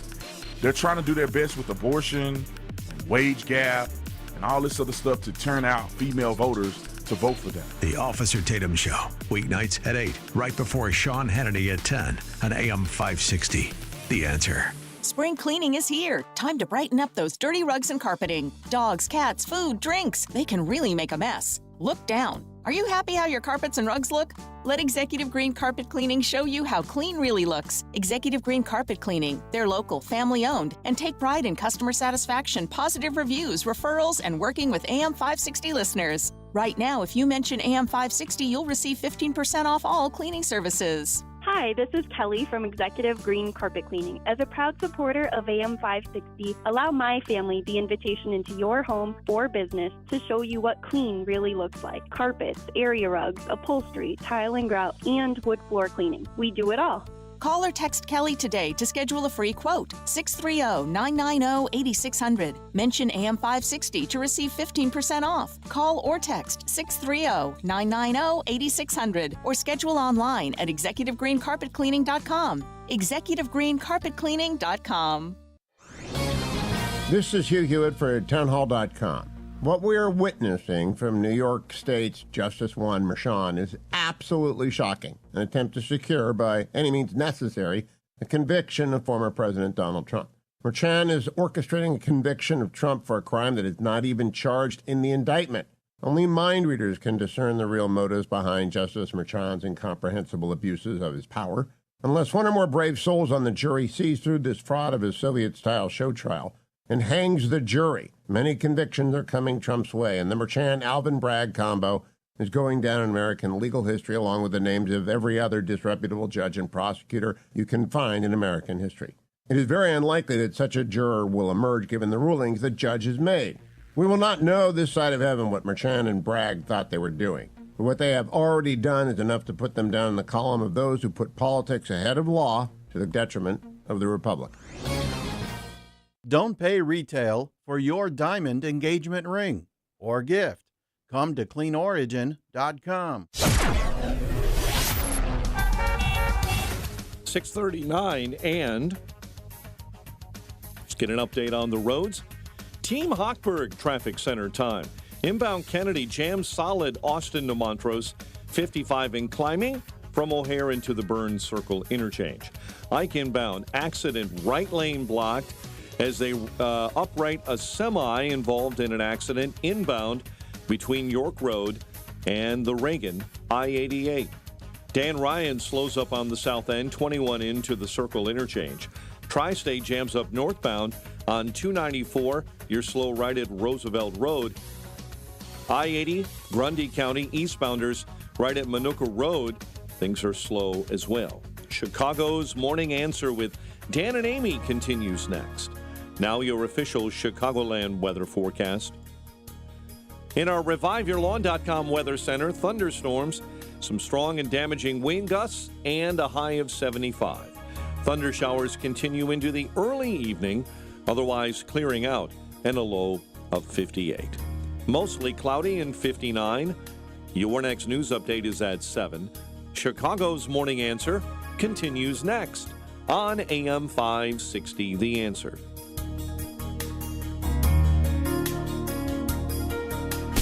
Now, from the Signature Bank Studios. If you're looking for the latest news, insight into what it means, and the sharpest opinion, there's only one station in Chicago where you can turn, and it's this one. We're AM 560, The Answer. Top of the morning, Dan and Emmy. Let's start with Israel on campus before we go to the actual Israel and the war in Gaza. Rich Goldberg from Foundation Defense of Democracies will join us. But BLM Brandon, is intervening. Oh, thank goodness. And, common sense we know will prevail. Brandon Johnson issuing the statement that his administration has been in close contact with the University of Chicago. Yeah, really? Okay. Spoke with the president there, Alivasatos, where I made clear my commitment to free speech and safety on college campuses. And then he goes on and blah, blah, blah. Our ultimate goal is for the people to be safe on campus through the mayor's office for community safety. How's that going? We have been in contact with the CPD, reaffirmed its commitment to de-escalation and constitutional policing. In other words, stand down. My administration will continue to evaluate and assess these demonstrations as they develop. So, hey, President, I just want to, University of Chicago president, I'm telling our cops to stand down. I hope we're on the same page in allowing these model Hamas protesters to run rampant. And, you need a negotiation team to work with their negotiation team so you can orchestrate a ceasefire that includes, throw them some scholarships maybe and, community center, maybe have some professors out there to get arrested with them so they feel some solidarity with the administration, that sort of thing. Well, they did yesterday. They had 100-plus faculty members from University of Chicago defending the pro-Palestinian student encampment, saying they should not be touched, they should not be arrested. 100-plus, Dan, that were out there. Well, and this morning, now they're starting to remove. They gave them a deadline at midnight. Yeah, and of course, it's the no one same moved. thing, well, right? now university police are there. I do not see Chicago police in there. Yeah, it's time to go home now. They want to be the Ivy League, and so they're behaving the same way from the administration to the student body. In the Ivy League, where they invite people like Maria Ressa to be the commencement speaker. That was at Harvard. Maria Ressa, she's a Nobel laureate, don't you know? Reporters Without Borders, and she's also a lunatic who penned an op-ed comparing Israel to Nazi Germany and suggesting that Israel was targeting news reporters, her words, unprecedented attack on journalist safety at the hands of the Israeli government. Right. So these are the deep thinkers that you have dominating the discussion on college campuses, with the exception of some pushback from frat bros at UNC and other places and elsewhere. I mean, we mentioned Ole Miss and LSU and even University of Chicago. We've seen students counter protesting, so that's encouraging. The most noxious thing I've seen yesterday for Holocaust Remembrance Day, you had these same terrorist sympathizing nitwits protesting on the grounds of Auschwitz. Yeah. Demonstrators rolling out Palestinian flags, hoisting balloons, free Palestine, all the usual chants as there were events going on to remember Holocaust victims. at Auschwitz, one of the prison camps, one of the death camps. This is who you're dealing with. I don't know if there's a more profound way to anecdotally describe who you're dealing with, the mentality that you're dealing with. Yeah, the violence and so on and so forth. To essentially spit on the graves of Holocaust victims. Sickening. So this is where things are at with these anti-war protesters, as we're told to believe by the likes of Omar and Tlaib and Brandon Johnson. And here, I go back. Oh, sorry, but I was going to go on. Sorry. I go back to this Alicia Wiesel op-ed that we talked about yesterday in USA Today because it's one of the really one of the most beautiful essays on this topic I've read in the last several months, and of course you would expect that from a Wiesel given who his parents were, but it's not just because of he recalls the conversations with his father.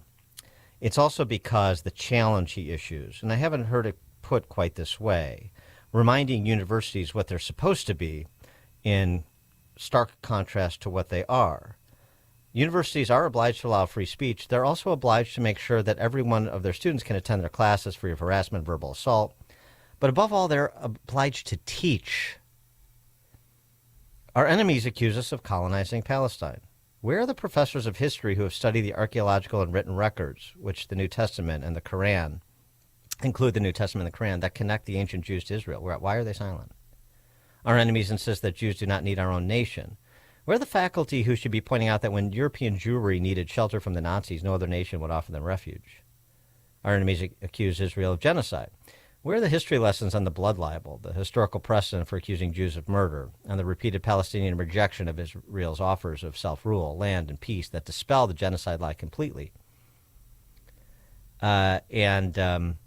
He goes on from there, but I like that challenge because it's not even getting into the silly business of the right to protest and so on and so forth by these free speech hypocrites. Free speech for my side, but we're happy to silence yours. It's challenging them to be who they say they are, and they are not. Something else too. It's not just the professorate. The administration. The Journal published the other day an excerpt from a letter that Father Ted Hesburgh, who was the president of the University of Notre Dame, wrote at the time. This was in 1969 during the campus upheavals related to mainly the Vietnam War. This was back when this is a long time ago. This is back when Notre Dame was a Catholic university. He writes, now he talks about the clear lines of communication, free speech on campus, and so on and so forth, all the pro forma stuff that is not in controversy. They pretend it's in controversy. It's not in controversy. But he goes on, Father Hesburgh does, now comes my duty of stating clearly and unequivocally what happens if anyone or any group that substitutes force for rational persuasion, be it violent or nonviolent, will be given 15 minutes of meditation to cease and desist. If they do not, within the time period cease and desist, they will be asked for the identity cards. Those who produce these will be suspended from the community as not understanding what this community is. Those who do not have or will not produce identity cards will be assumed not to be members of the community and will be charged with trespassing and disturbing the peace on private property and treated accordingly by the law. After notification of suspension or trespass in the case of non-community members, if there is not within 5 minutes a movement to cease and desist, students will be notified of expulsion from this community and the law will deal with them as non-students. There seems to be a current myth that university members are not responsible to the law and that somehow the law is the enemy, particularly those whom society has constituted to uphold and enforce the law. Police. I would like to insist here that all of us are responsible to the duly constituted laws of this university community and to all of the laws of the land. There is no other guarantee of civilization versus the jungle or mob rule here or elsewhere. Have you seen any university president, with maybe the exception of Ben Sass at the University of Florida, say anything that resembles that statement from Father Hesburgh back in '69? Right. And therein lies the institutional rot. For more on this, we're pleased to be joined, as I mentioned, by Richard Goldberg. He is, I want to make sure I get his title right, former national security official and U.S. Senator, currently senior advisor at the Foundation for Defense of Democracies. Rich, thanks for joining us again. Appreciate it. Yeah, good morning. Anything that you want to add with respect to our common alma mater, University of Chicago, or the situation at the university level generally? Well, I think we're seeing the convergence of three phenomena all at once, and that's why this is all exploding, whether it's Northwestern, U Chicago, or elsewhere around the country, Columbia, USC.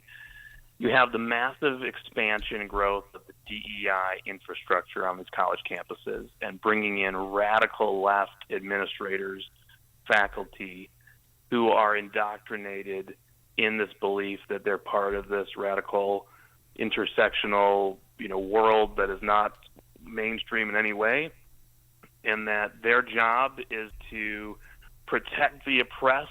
And if you are white, if you are Jewish, by the way, you are white, and therefore anybody who claims offense against a Jew needs to be protected, needs to be heard. This is their story, and so they are intervening actively on these campuses to protect the rights of those who are antagonizing, harassing, intimidating, assaulting Jews on campus, because it's coming from this DEI culture. The second thing we see is the resurgence, reconstitution of Hamas networks throughout the country. Chicago is actually the hub. People may not know this, but if you remember back in the Wayback Machine, over 20 years ago, the indictments over the Holy Land Foundation and other related groups, that was a big hub here in Bridgeview Mosque on the southwest side in Chicago. There's a major Hamas front networking group that's always been there. They've reconstituted under a new name called American Muslims for Palestine. That's the mothership for the National Students for Justice in Palestine, and we're seeing how organized they have become, and they're larger than ever, and we have been doing nothing on the DOJ side to crack down on this Hamas network for probably over 15 years at this point.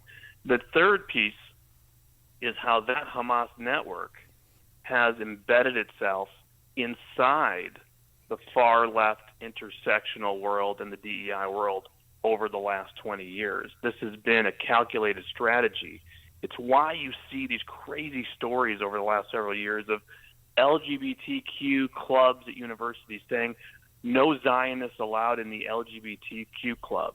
Why you saw the Women's March carrying horrific anti-Semitic banners over the last several years. This is not a new phenomenon. It didn't just start today. This has been a calculated plan of embedding this pro-Hamas community inside this intersectional community by claiming the same liberated ethnic studies, Marxist culture of, hey, we're oppressed people too, you got to let us into the club. Those white Jews are our oppressors. And this is it. It's culminating here. And these university presidents are so weak, that they just succumb to the mob. Their faculty are all with the campers. We've seen that happen. You just talked about them linking arms down in Chicago. It was the faculty of Northwestern, led by this real radical anti-Semite at the journalism school, Stephen Thrasher, that stopped Northwestern police from clearing out the camp on day one. They actually assaulted the Northwestern police. Nobody's been arrested. Nobody's been suspended or terminated. So what a breakdown in all norms, in all order, in the entire rules of the universities they have that they don't want to enforce. And you know what? Northwestern's going to pay the price. Their president, President Schill, has now been asked to come before Congress. And I can't wait to see that show. Bring popcorn on May 23rd. Oh, yeah. The House Education Committee talks to President Schill. And listen, University of Chicago, Amy, you talked about they're moving in. I understand Chicago police provided no backup, as we know. Brandon Johnson told CPD to stand down. Yeah. Interesting note. Apparently 20 to 30 Cook County sheriff are on scene providing backup to university police. So kudos to the county sheriff that actually did deliver some personnel when CPD was told to stand down. Well, Last point. Yeah.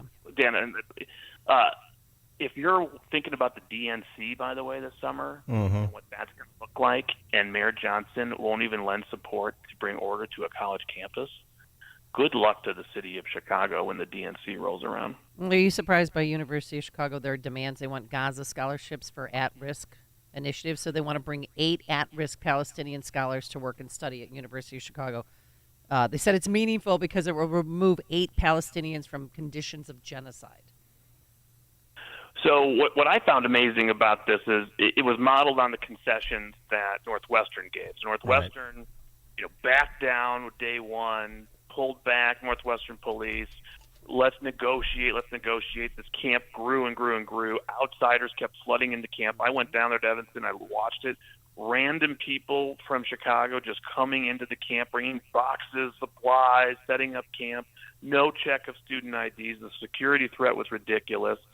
Some guy walking around in a sweatshirt with one of the leaders of Hamas on it, wearing a whole Hamas getup, covering his face. I mean, crazy stuff going there. And they say, "What can we do? We got to appease you." And they give them scholarships guaranteed for Palestinian students, faculty slots guaranteed for Palestinian faculty. By the way, that's a violation of federal law. You can't offer ethnic-based admission like that. And then they're going to build a building for Muslim students at the university cost. I don't remember Jewish students or any other student being able to just get a building. Usually you have to raise money for that in the community, and everybody supports it. So all of these crazy things.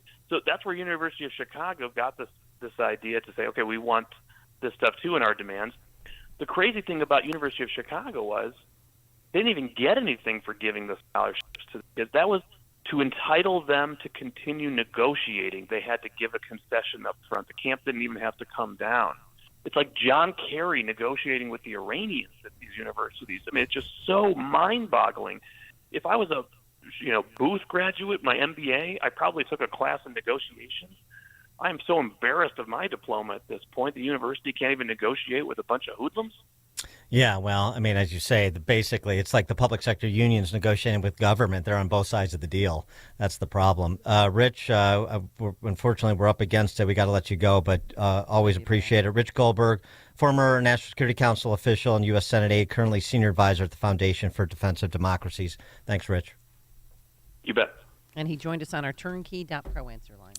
Connect with Dan and Amy using the AM560 mobile app. Download it today at 560theanswer.com/mobile.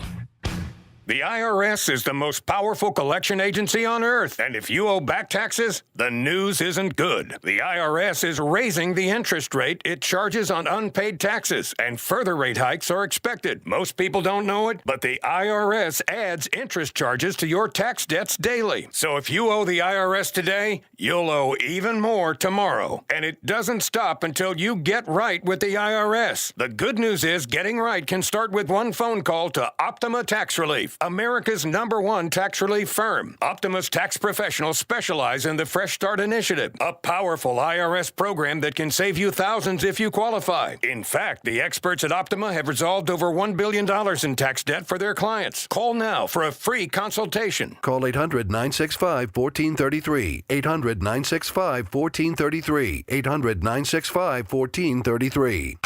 Optima Tax Relief. Some restrictions apply. For complete details, please visit OptimaTaxRelief.com. AM 560. The Answer. All right.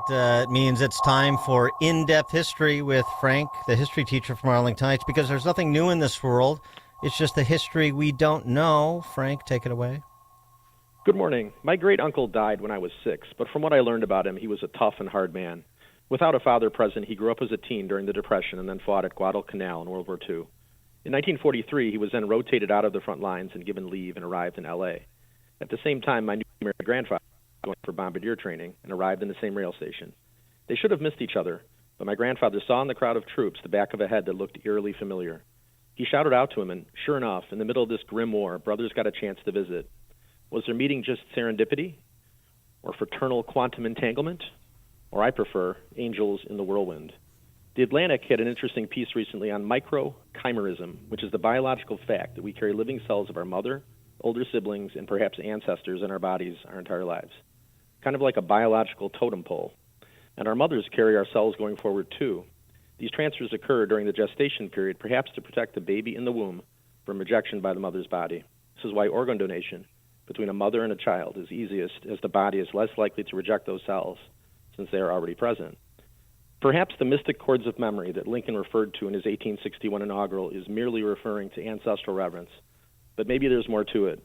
My grandfather had the cells from his older brother transferred to his body before he was born. I'd like to think that they played a role in a miracle rather than the visit just being a random event in a cold, dark universe. Life is a mysterious and a precious thing. We should do all we can to preserve it. Happy Mother's to everyone. Love you, Mom.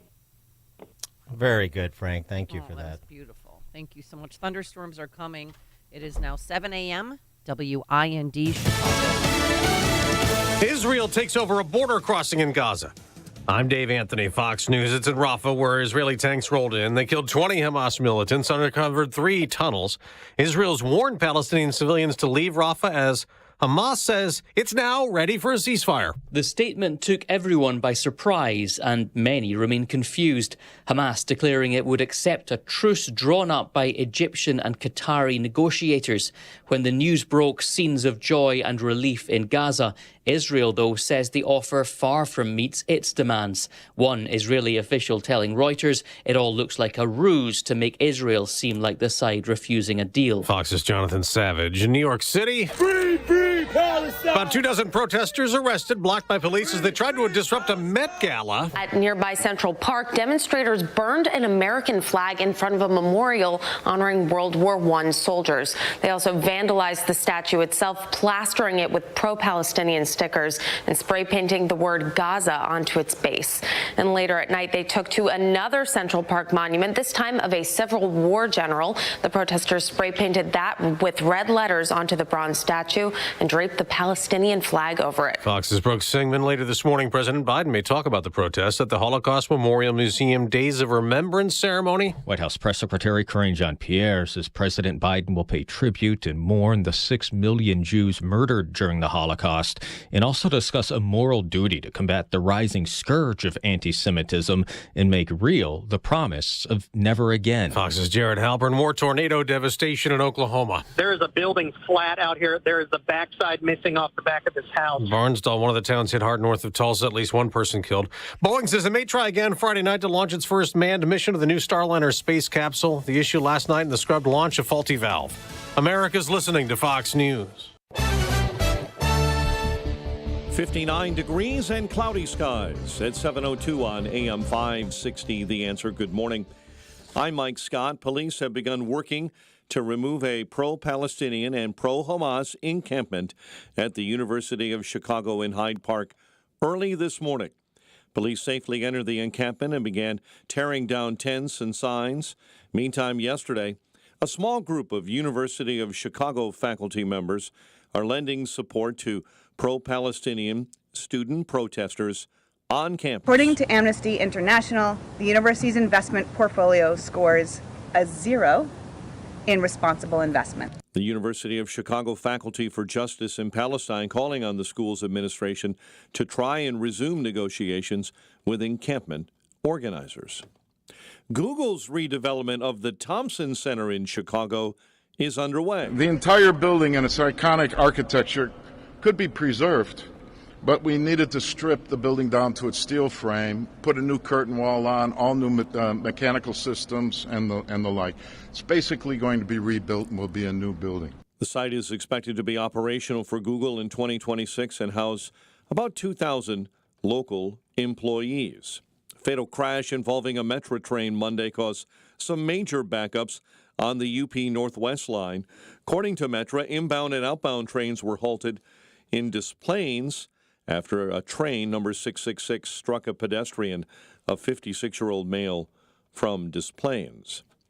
Embattled Dalton Mayor Tiffany Henyard vetoing action by trustees to hire former Chicago Mayor Lori Lightfoot to conduct an investigation into Henyard and village finances. You know, it's veto power, so how dare you think you could come in someone's town and start working or doing something, even though we said something stating it's illegal. We cited the code and everything in here, and she will not be paid for services. The meeting was the first held since federal investigators served separate subpoenas at Dalton Village Hall. As with past motions, the board will likely override Henyard's move. Chicago sports. Cubs lost to San Diego 6-3. Southsiders send Mike Soroka to the mound against the Rays tonight after an 8-2 loss. Stanley Cup playoffs. Boston up 1-0 after a Game 1 win over Florida. The news, a service of charlesequipment.com. Be prepared for any outdoor event in any season in Chicago. Prepare ahead for unpredictable weather with industrial generators from Charles Equipment. A check of traffic and weather is on the way next on AM 560. Mike Gallagher doesn't think now is the time. I have to plead guilty to avoiding the drama around Speaker Johnson, and let me tell you why. Trying to replace him before the election would be a disaster. It would be political suicide for the Republican Party. Well, it got a lot of momentum. The last thing we need to do is have another fiasco of replacing Mike Johnson before the election. The Mike Gallagher Show, weekdays at 9, right before Dennis Prager at 11 on AM 560. The Answer. Hi, this is Randy Donnelly from Donnelly Auctions in Union, Illinois with my current want list for upcoming auctions. Guns and military items are always at the top of my list, but I have buyers for vintage automobiles and motorcycles, old gas pumps and automotive signs. Do you have pinball machines and coin-operated games like slot machines, jukeboxes? How about Coke machines and soda machines? Also, neon signs, antique phonographs and music boxes, old toys, especially science fiction and Star Wars, cowboy and Native American collections like barbershop, ice cream parlor, and saloon items. We'll take one item or an entire collection. We sell it all. Call me before you sell your items outright because you could be leaving a fortune on the table. And you won't know until you call me at 815-923-7000 or send me an email at DonnellyAuctions.com. My job is to get you top dollar for your collections, so call me at 815-923-7000. I'm Randy Donnelly, and I'll see you at the auction. Hey everyone, it's Ted from Consumer Cellular, the guy in the orange sweater, and this is your wake-up call. If you're paying too much for wireless service, you don't have to keep having that nightmare. Consumer Cellular has the same fast, reliable coverage as the leading carriers for less. And for a limited time, new customers receive their second month free when they sign up and use promo code MONTHFREE by May 31st. So why keep spending more than you have to? Seriously, wake up and call 1-888-FREEDOM or visit consumercellular.com. Taxes, fees, and other third-party charges will apply. See website for additional details. Progressive presents 10 things on a food truck owner's to-do list that are harder than getting a commercial auto insurance quote. Stocking the fridge, prepping the stations, finding employees that get along well, finding employees that actually do their job. Looking at you, Gary. Balancing the books, balancing the flavors, having a fresh menu and fresh produce and fresh meat, but never a fresh mouth. But the easiest thing on a small business owner's to-do list? Seeing if you can save on commercial auto insurance. Get a quote in as little as 7 minutes at progressivecommercial.com. Progressive Casualty Insurance Company and Affiliates. Coverage subject to policy terms and conditions. Balance of Nature's fruits and veggies supplements. Changing the world one life at a time. Oh, it's been actually really good. I'm 81 years old. I'm a retired nurse, and I have found, I've taken it for about 5 years, I do feel better. At first, there wasn't a drastic change, but I found it really has made, a difference in my lifestyle. It does improve our quality of life. Start your journey with Balance of Nature supplements. Call 1-800-246-8751 or go to balanceofnature.com and sign up as a new preferred customer. And for a limited time, get 35% off your first order, plus $10 off any additional sets with free shipping and our money-back guarantee. Go to balanceofnature.com or call 1-800-246-8751 and get this special offer by using discount code CHICAGO. 7:08. Let's check the roads. Team Hochberg Traffic Center time. Let's cover the interior expressways. Edens inbound Lake Cook Road to the junction in 37. The Kennedy at 1 hour. O'Hare into the Burns Circle interchange. The Ike inbound due to an accident on the West End, North Avenue, and to the Reagan, all jammed up inbound because of a trailer of a semi rolled over. The cab is upright, but a right lane is blocked, and it is an hour and 20 from 390 into the old post office. Again, your big delay, North Avenue to I-88. Stevenson, 47 from 355 into DuSable Lakeshore Drive. And the Dan Ryan, 25, 95th into the Burns Circle. Chicago's Morning Answer with Dan and Amy continues next. In our ReviveYourLawn.com Weather Center, here's Steve Williams. Cloudy day today, shower and a heavy thunderstorm, especially early. We could get some flash flooding and damaging wind, the high 75. Thunder shower this evening, then some clearing, low 58. Partly sunny shower and spots for tomorrow, the high at 78. I'm Steve Williams on AM 560, The Answer. Currently 59 and cloudy skies. Your next news update, 7:30. Chicago's Morning Answer continues next on AM 560, The Answer. Now, from the Signature Bank Studios. This is Chicago's Morning Answer with Dan Proft and Amy Jacobson on AM 560, The Answer.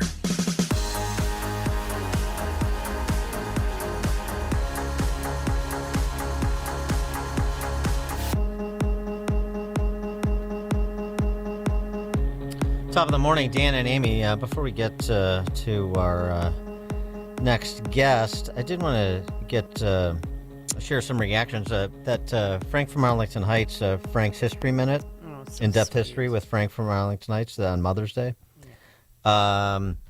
This was, in case you missed it, talking about microchimerism, the biological fact we carry living cells of our mother, older siblings, perhaps ancestors in our bodies our entire lives, and so forth.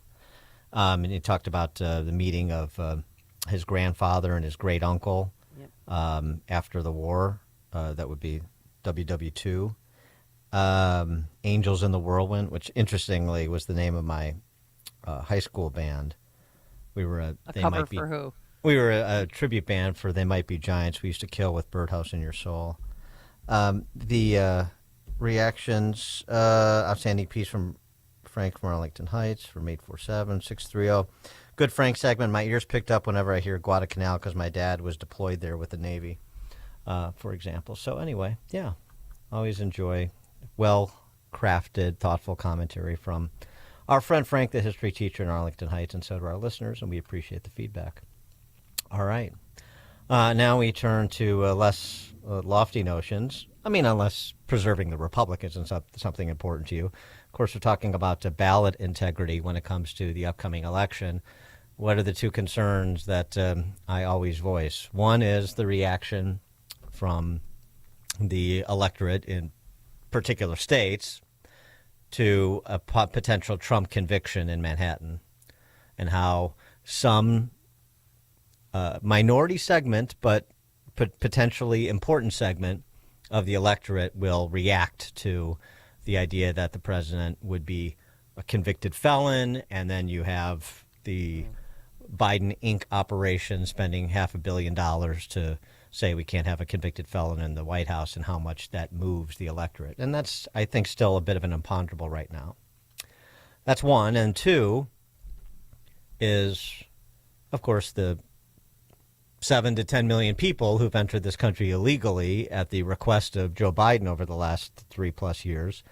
And with all the differing standards and infrastructure in the various states, particularly 6 or 7 of those various states, how are we going to preserve the integrity of the ballot, the integrity of our elections, to make sure people in this country illegally are not casting votes or having votes cast for them in the presidential election? To help us understand where we are with that program, we're pleased to be joined again by Ken Cuccinelli, former Attorney General for the state of Virginia, National Chairman of the Election Transparency Initiative. Ken, thanks for joining us. Appreciate it. Great to be with you. And gosh, Dan, I never knew that They Might Be Giants thing.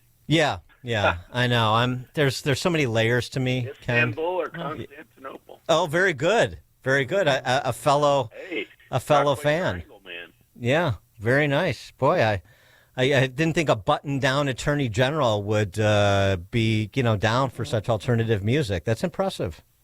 Yeah. All right, there's layers to Ken Cuccinelli too. Taste. Yeah. One of the great lines of all time. If particle gets in the water, does he get wet, or does the water get him instead? I don't know. One of those eternal questions still not answered.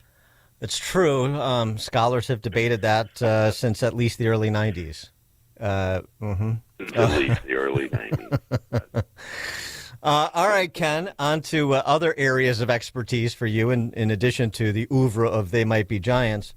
Where do we stand? Because obviously, Republicans are concerned that with where things are at in this country, there's no reason Trump should lose this election. The only way he loses this election is if Republicans don't do enough to protect the integrity of it. So tell us.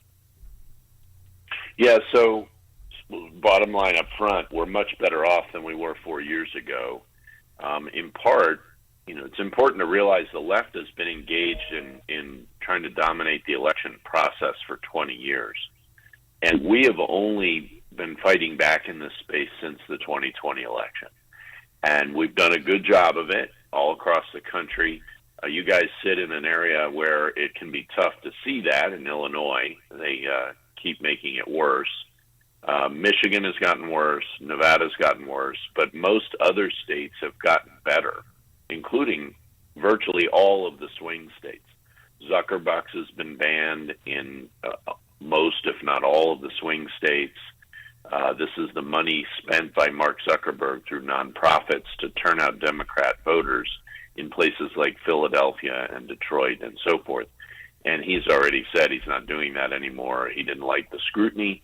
And the fact is that we have recruited thousands upon thousands, and when I say we, I mean the entire right of center coalition, to be election officials. And everybody listening to us, Dan, can be an election official. Your local government hires citizens to come in and run the election. So if you're worried about who's running the poll books, if you're worried about counting the votes, you can go do that, and you should. You absolutely should. That has been a big part of how we've secured elections or made them more secure. Nothing's perfect since 2020. And my home state is a great example of it for the Republican sweep in 21 with Glenn Youngkin. The only change was getting about 4,000 Virginians trained and installed as election officials, which closed the gap with Democrats inside the polls. And it's very helpful, very valuable, and we continue to see progress. Ohio and North Carolina, just in the last few weeks, have advanced voter ID progress. We've secured mail ballots all over the country, by which I mean in many places, not everywhere. Ballot drop boxes have been secured and reduced in usage critically. That's still being fought over next door for you all in Wisconsin. The left is trying to bring them back. But we've had a lot of success. I'd give us a D in 2020, and I'd say a C plus, B minus now heading into the 2024 election. Well, can you get more specific? What are some of the new rules for mail-in ballots? Sure. So let's pick a tough state like Arizona. Okay. Arizona, they vote about 3/4 by mail ballot. So this is a very important part of the election. And before reforms that we helped get passed, they would mail a ballot to everyone on the voter roll, just shoot it out. And the problem with that, among the problems with that, is that 2% of Americans move every single month. The voter rolls are never up to date. So it's important that ballots not be sent out to people who aren't actively requesting them to prove their existence, Amy. Right. And in Arizona, we got that change made. Now, in Nevada, they still mail them out to everybody on the voter roll. So, that improvement hasn't been made in Nevada, but it has been made in Arizona, which is worth 11 electoral votes and is likely to have a very close Senate election in addition to the presidential. That's just one example. Things like that have been done in Florida, Texas, Georgia, North Carolina, and Pennsylvania. We helped get rid of Zuckerbucks. Same in Virginia. Those were both bipartisan. And so things are a lot more on the up and up. I will say one new negative this go-round is the Joe Biden Executive Order 14019, which we call Biden Bucks, which is their attempt to turn the federal government into a voter registration activist and turnout machine. This is one of those times where I'm grateful for the sluggishness and incompetence of the federal government. But they are hiding all of their plans. They're defying FOIA laws. The information we've gotten on that has come from judges who've ordered information released because the federal government wasn't releasing information in accordance with FOIA laws. So there is that one big new concern, but those are some examples, Amy, around the country. And I mentioned North Carolina and Ohio are both recent improvements on voter ID. Georgia did it years ago, and of course we all remember the explosion over that. I want to explore that opaqueness with the federal government and what they're not disclosing, particularly as it pertains to DHS's interaction with people not in this country legally or pending asylum adjudication. But you said in Michigan and Nevada it's gotten worse. You just mentioned the mail-in ballots, still being preemptively mailed out to everybody in Nevada, so that's the same. But Michigan's part of that blue wall, so it's important. Nevada is a possibility, depending on how things go. So how have they gotten worse? So Michigan's the most blatant. Michigan passed a referendum that was similar to the federal takeover of elections attempt. It knocked out, it made voter ID worse. It got rid of the requirement, for example. And by the way, the left ran the referendum, outspending us about 5-1, saying this will protect voter ID. They know that Michiganders of all stripes want voter ID. It's a common sense protection. And so they just lied to people at a sufficient volume that we didn't have the money to our side to make it clear to voters what was actually happening. So they literally lied their way to that referenda, gutting voter ID and many other provisions that they weakened. And the left wants it weak. They want it chaotic because they still have a litigation advantage, and it's in that kind of chaos where fraud can happen. And while, of course, they'll always publicly deny they want fraud, it is funny that they never support voter ID. They never support ballot security. They never support transparency. And you can only draw certain conclusions after so many common sense things that they oppose. And that conclusion is that they want people to be able to cheat, and they want things messy so they can end them up in court and try to leverage their litigation advantage. Now, I've never said any nice things ever about the Republican National Committee except this one.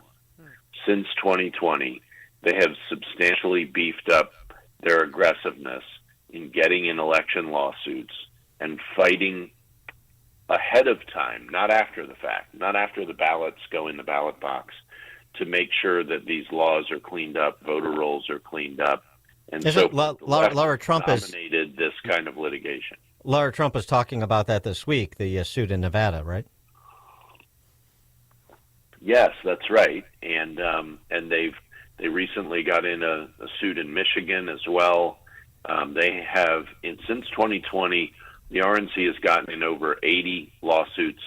And the reason that's so important is that the political party, especially the national political party, can have standing to bring the case that ordinary voters don't have.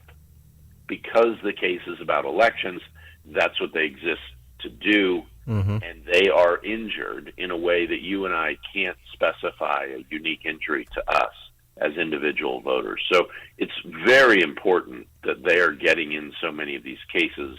And as Laura Trump has said, they're committed to continuing to do that. Nothing is more important, in my view, for RNC than being aggressive in that space. Well, now let's go back to DHS, in particular, Homeland Security, and because we've heard stories about this. Actually, Election Attorney Cleta Mitchell has been talking a lot about this too, under sort of the gaps in enforcement, if you will, with the National Voter Registration Act, with voting overseas.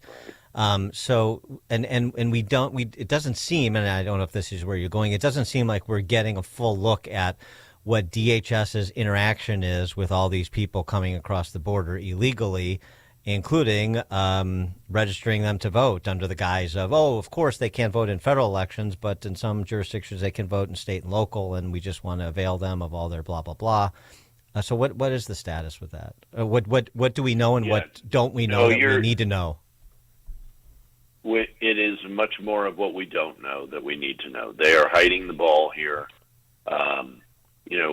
The voter registration forms have citizenship questions. For non-citizens to get registered, they have to ignore those, obviously, and then they sign their names. So you can't register without committing a felony. And I'd love to catch a government official doing that, because a state prosecutor could prosecute a government official for aiding and abetting that. And that may be part of why they're fighting, literally breaking the law on these FOIA requests, and that the only way they're releasing information is when judges order them to do it. That was true before the midterm, and they had some judges order thousands of pages produced, which is why we know what we do know. I'm not really worried about the Small Business Administration, but is HUD going to go door to door in public housing, rousting out votes the same way that Zuckerbucks was used in 2020, but now just in public housing? And will they do that in welfare programs and so forth? I have a funny feeling it's not going to happen out in rural America. Call me crazy. And what about that National Voter Registration Act? From this Cleta Mitchell memo from a couple of months ago that we discussed on this show, the Supreme Court has ruled that states may not require documentary proof of citizenship in order to vote in a federal election, citing the National Voter Registration Act, that states must accept the federal registration form for the purposes of registering to vote. And there's no language in that act that requires such documentation. So the only protection against illegals voting is a signature attestation that the person registering is a citizen, which SCOTUS has deemed sufficient. So how do you police that when this is basically you have to take this on good faith? If you can't get, as you were saying, if you can't get behind the curtain to understand if there is skullduggery afoot.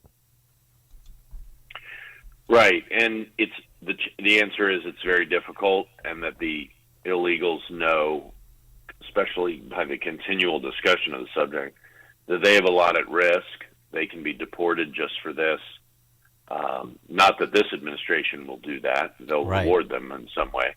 But they also all know, as you just described, that Trump can win another term, and he's made it very clear he's going to be more aggressive than the first term. And there's a lot of room to be more aggressive than the first term, believe it or not. And exactly this kind of criminal alien is going to be at the top of the list for deportation. So I think that to do this at scale requires dealing with a lot of people who really don't necessarily know how our system works.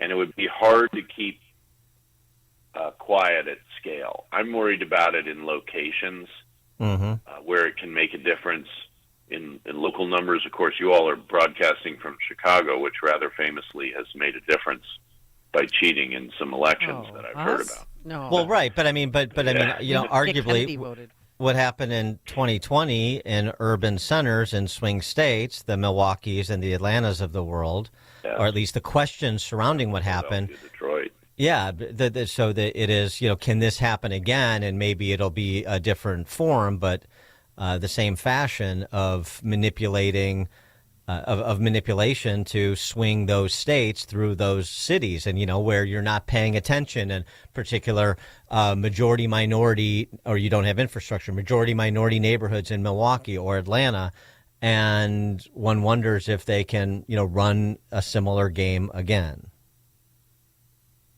Yes, and that is a legitimate concern, and I would say that a big part of what the whole election integrity movement has done in the last 3 years is beef up the people on the spot in those election official positions.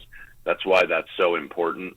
In Virginia, the Dems controlled the laws in 2019 and 20, and they made 70 election law changes, and we secured that 2021 Republican sweep with observers, with election officials, not with changes in the law.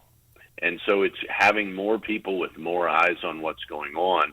And the difficult areas you're talking about are exactly where we're prioritizing. In Virginia, unfortunately, one of the changes the Dems made was turning us to 45-day elections, which makes it all the harder to staff all the time.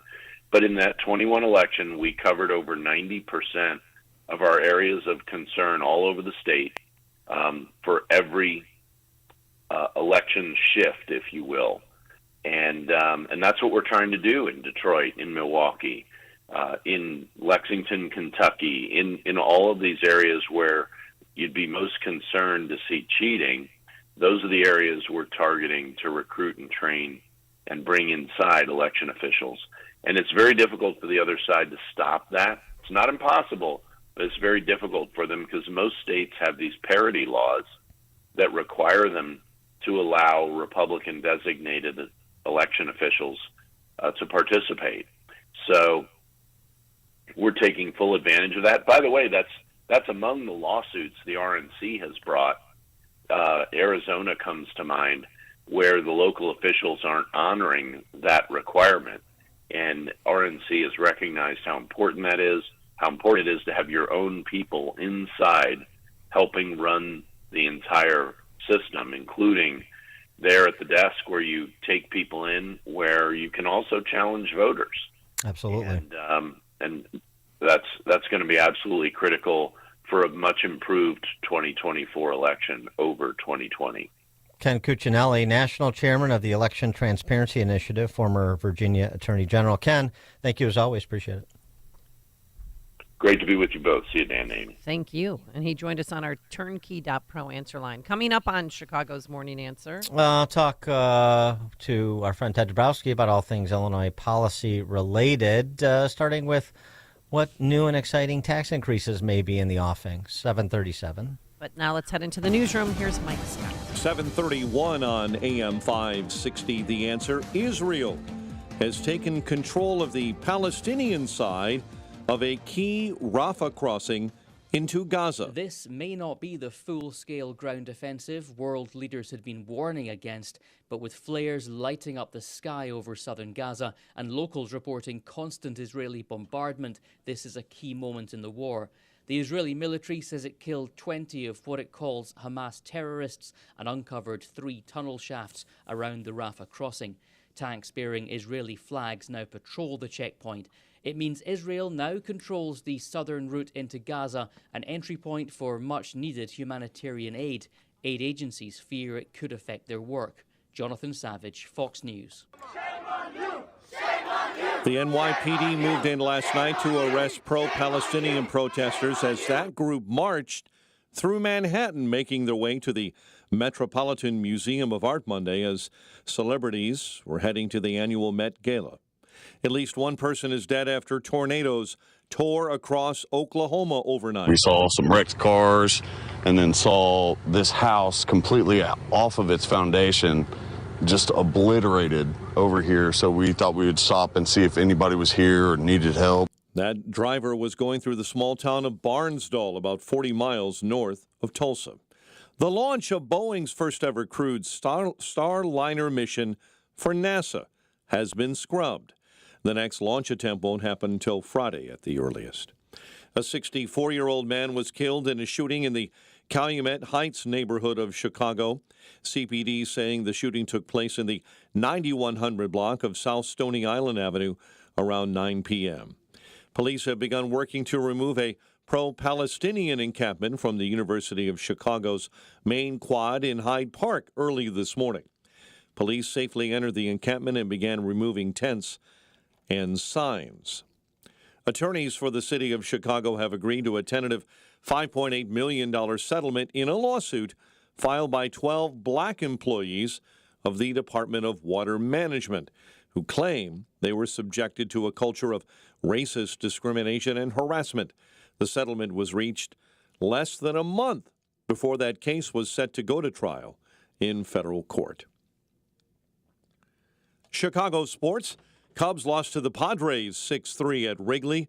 Southsiders lost to Tampa Bay at Tropicana Field 8-2. NHL draft lottery tonight. Blackhawks with the best chance right now, 13.5% to win it again and pick overall at number 1. The news, a service of Fox Valley Coins. Buying all gold and silver bars and coins, silver dollars, rare date proof, and mint sets. Visit foxvalleycoins.com. A check of traffic and weather is on the way next on AM 560. Dr. Sebastian Gorka sees more frivolous spending. Any idea how much the Democrats spent on the January 6th committee? Eric, do you remember how long was the January 6th committee? Like a couple of months, maybe? Give or take, yeah. Okay. They spent $16 million of our money. $16 million. America First with Dr. Sebastian Gorka. Afternoons at 3, right before Sean Thompson at 4 on AM 560. The Answer. It's Reveille. Last week, Illinois Democrats cynically gutted legislation that had already passed the Senate unanimously that dealt with child welfare and replaced it with language that, among other things, ensures voters in Illinois won't be weighing in about parental rights. From gut and replace to the governor's signature on the bill, it took them less than 48 hours to cancel the work of thousands of Illinoisans over the last 6 months. The bill added 3 advisory questions to the 2024 ballot, preventing any other citizen initiative questions from being put on, as only 3 referendum questions are allowed at one time. Their intent was to block the Parents Matter Coalition advisory question that asked voters to weigh in on a parent's right to make health decisions about their minor children and protect them from unwanted transgender indoctrination in schools and elsewhere. The Democrats knew we were collecting petition signatures to ask the electorate to weigh in. They also know that they are on the wrong side of parents and that the last thing they wanted was a ballot question that proved that. 78% of voters, including 62% of Democrats, believe parents have a right to know if their minor daughter is seeking an abortion, and a majority reject the teaching of gender ideology in schools. But Democrats don't care about the polls and are pushing on. Dem State Rep Ann Stava Murray even had the audacity to file legislation that would deem a parent abusive for refusing to allow their minor child to get a gender mutilation surgery. The Democrats want us to be quiet. We won't be. Our fight has just begun. Visit parentsmattercoalition.org and sign up to get involved. I'm Jeannie Ives. To learn more, listen to my radio show from 7 to 9 p.m. on Sunday and sign up for my newsletter at breakthrough-ideas.com. One of the most important decisions you can make as a parent is where you send your kids to school. But these days, it's never been harder to know which school is best. Public schools have changed a lot, and you might be thinking about sending your child to a private Christian school. But you also know that private school can be expensive, and in this economy, you might think it's not an option. Well, think again.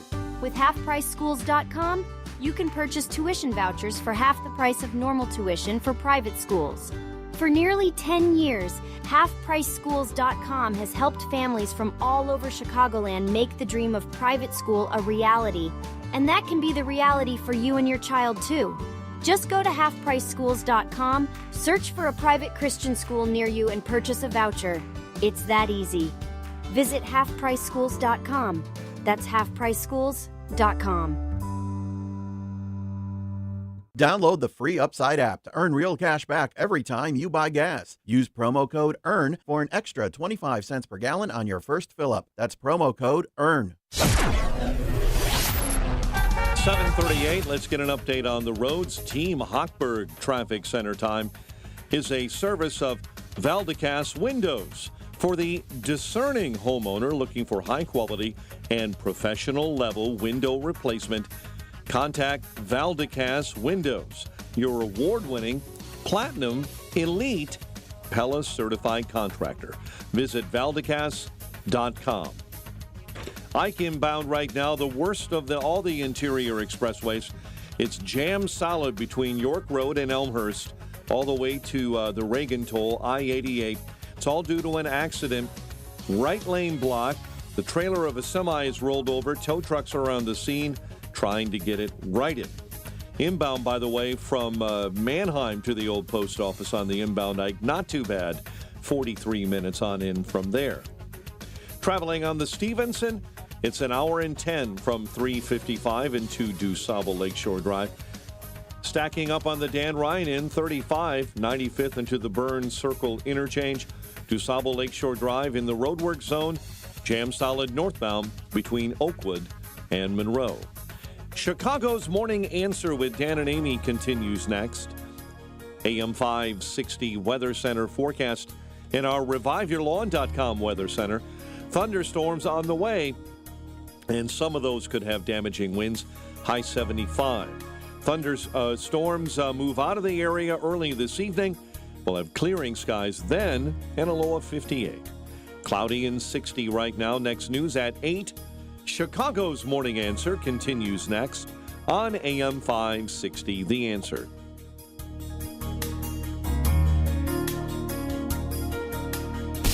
Now, from the Signature Bank Studios. Insert Democrat socialist here. Runs the Democratic House floor for 30 plus years running. He's promising this and he's stealing that. Where can you get that kind of money? He's using your house like his own piggy bank. You ought to know by now.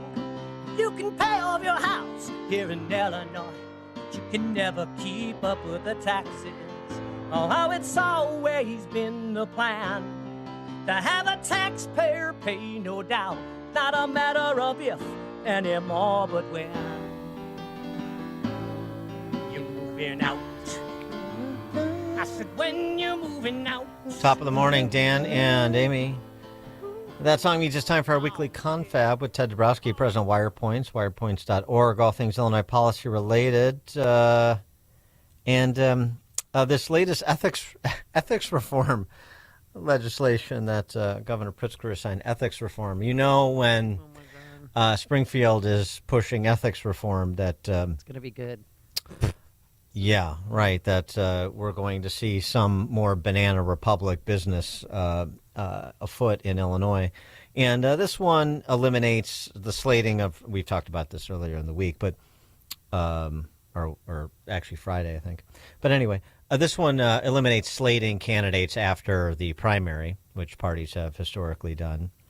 And it also pushes off ballot questions or attempts to crowd them out, like the Parents Matter Coalition ballot initiative that Jeannie Ives was spearheading, that, of course, the political ruling class in Springfield doesn't want Illinoisans to inveigh on when it comes to men and women's sports and abortion on demand, all 9 months, taxpayer funded, those sorts of things. And I suspect there will be litigation on the topic, although it's not like I've heard a hue and cry from this putative Republican Party that I'm told exists in Illinois. Anyway, let's get to Ted's view on this. Ted, thanks for joining us. Appreciate it. Good morning, Dan. Good morning, Amy. Ethics reform to, eliminate the messiness of competitive elections with choices for voters. Yeah, it's beautiful. This whole thing, these laws that were passed, in such a short period of time without anybody really knowing they were coming, just shows how good, and I mean that in quotes, how good Pritzker and the supermajority Democrats have been, because they know how to get things in, they know how to block things, and it just screams for why eventually we'll need a real opposition in Illinois, because we just don't have one, and this is why they do it, because they can, and in this case, they're destroying democracy with this quote ethics bill. They're blocking Jeannie Ives' effort on parental notification, which is so critical, and they do it and they get away with it. And here's a case where we've always had the ability to put in. I say we, both sides have been able to slate a candidate after the primary if there's running and make a race competitive, or at least get a different alternative message out there. Now suddenly it's blocked perfectly by the Democrats. Presumably to help one of their own not get kicked out of office, and this is just par for the course right now. And until we get a real opposition, this is going to happen over and over again. Well, this is brazen election interference, and don't you think a lawsuit's going to be coming soon? Well, you would think so, right? Because the way they've done this law, it's just a one-time law. If I understand it well, and what we see in the writing is that this law that that prohibits a slating of a candidate will expire. Well, guess when? January 1st, 2025. Oh. So the Democrats have put this in just for this period to help them on one race. And then once that's over, they can get back to normal so they can slate their own candidates when they need to. Well, sure. I mean, you move around whether or not you're going to have the slating power. You move around the election date depending on the particular, but what's particularly politically expedient or advantageous. I mean, remember, we moved up the primary date to early February when Barack Obama was running to get to front load Illinois for his electoral benefit. So we just move things around and change the rules to benefit the Democrat Party, basically. Just a reminder here on the ballot initiative piece. So the Parents Matter Coalition, their ballot question, it's a right to parent ballot initiative. Shall written consent from a minor's parent or guardian be required before any entity, person, clinic, or school can provide a minor any non-emergency medical procedure, medication, pharmaceutical, or any gender modification procedure, gender identification counseling, or gender therapy? So basically, yeah, it's a right to parent with respect to your kids' medical health and medical interventions, whether it's on the trans deal or whether it's invasive surgery like abortion. That basically is the question. Well, that's going to get pushed out by more important questions like this one. Should we create an additional 3% tax on individuals whose incomes are above $1 million to provide property tax relief for Illinois homeowners? Right, Ted?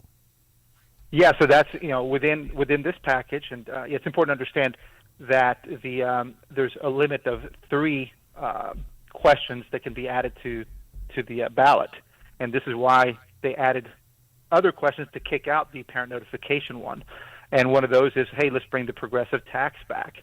And these guys get more and more clever. The progressive tax didn't work the way they wanted it to last time.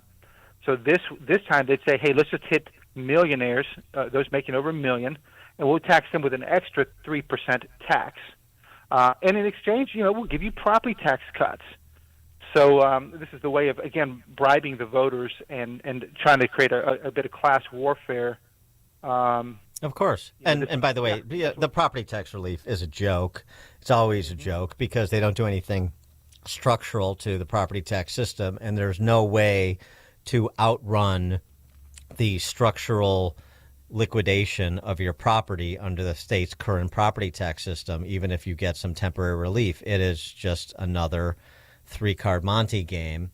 But of course, who is there other than Wire Points or this show or John Cass to make that case? And unfortunately, we don't have the attention of all 12 million Illinoisans. Yeah, so what they would do is, raise the tax 3% on millionaires. We've already seen our millionaires escape. We'd see more of them, and the data has been just so clear about how many wealthy people we're losing.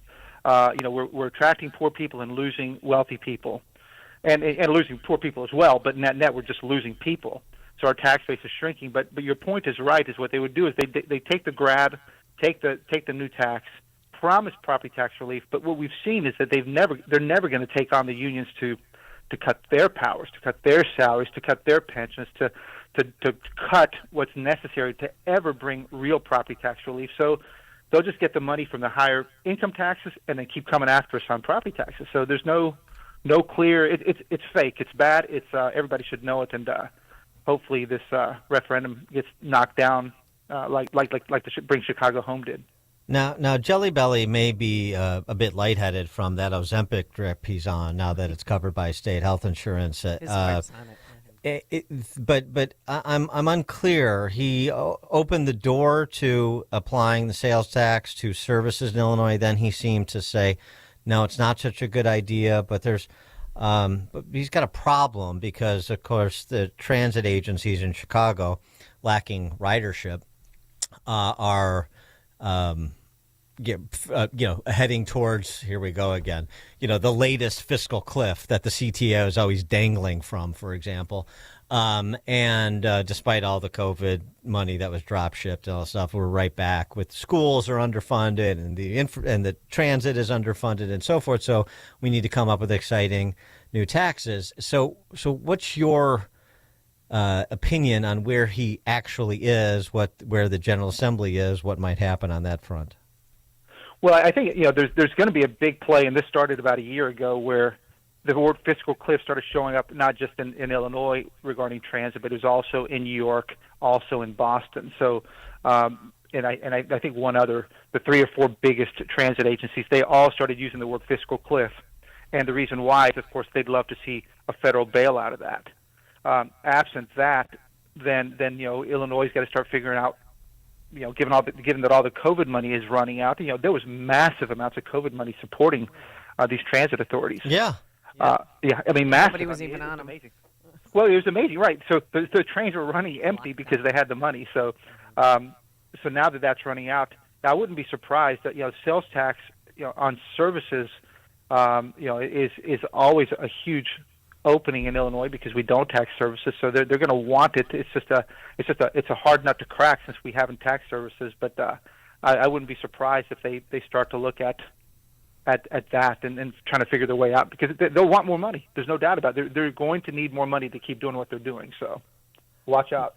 Well, and I saw the Wall Street Journal opined on the latest gambit by the public sector unions. I'm not even talking about the $50 billion contract proposed by Stacey Davis Gates and CTU. So all this, we have this fiscal cliff and we have that fiscal cliff, and we need to tighten our belts here and we need to upgrade there.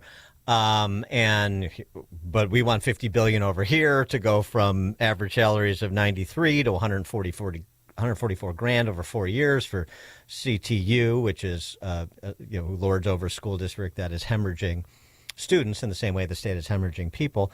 And then that modest, and it was modest, pension reform from a few years ago, and I don't want to get too in the weeds here, but the Tier 2 for new hires. Now that is under assault by the public sector unions on behalf of their Tier 2 members. They want the land of milk and honey that their predecessors are in line for. Yeah, so we did a lot of research on this over the last few days, and what's amazing is how there's a chance that some workers may fall afoul of you're supposed to get a certain amount of money in a pension in order for the city or state not to pay Social Security to these workers. And there's a chance that some workers might run afoul, but that now we're seeing huge calls for all Tier 2 workers, right? All those that get they get lesser benefits than the Tier 1 workers. Anyway, they're going to use that as a way to try to get increases for everybody. So here we have a massive pension crisis, the worst in the country. We have the worst funded pensions, the biggest contribution of our budget going to pensions. And here we have a whole class of workers saying, "Give me mine. We want more." And the unions are smart; they're going to use it. This is the time for Democrats to ask for everything, and we see that through the CTU contract. And these Tier 2 benefits were likely to be upped because Pritzker said we need to do it. I mean, you probably follow this more closely than I do these days.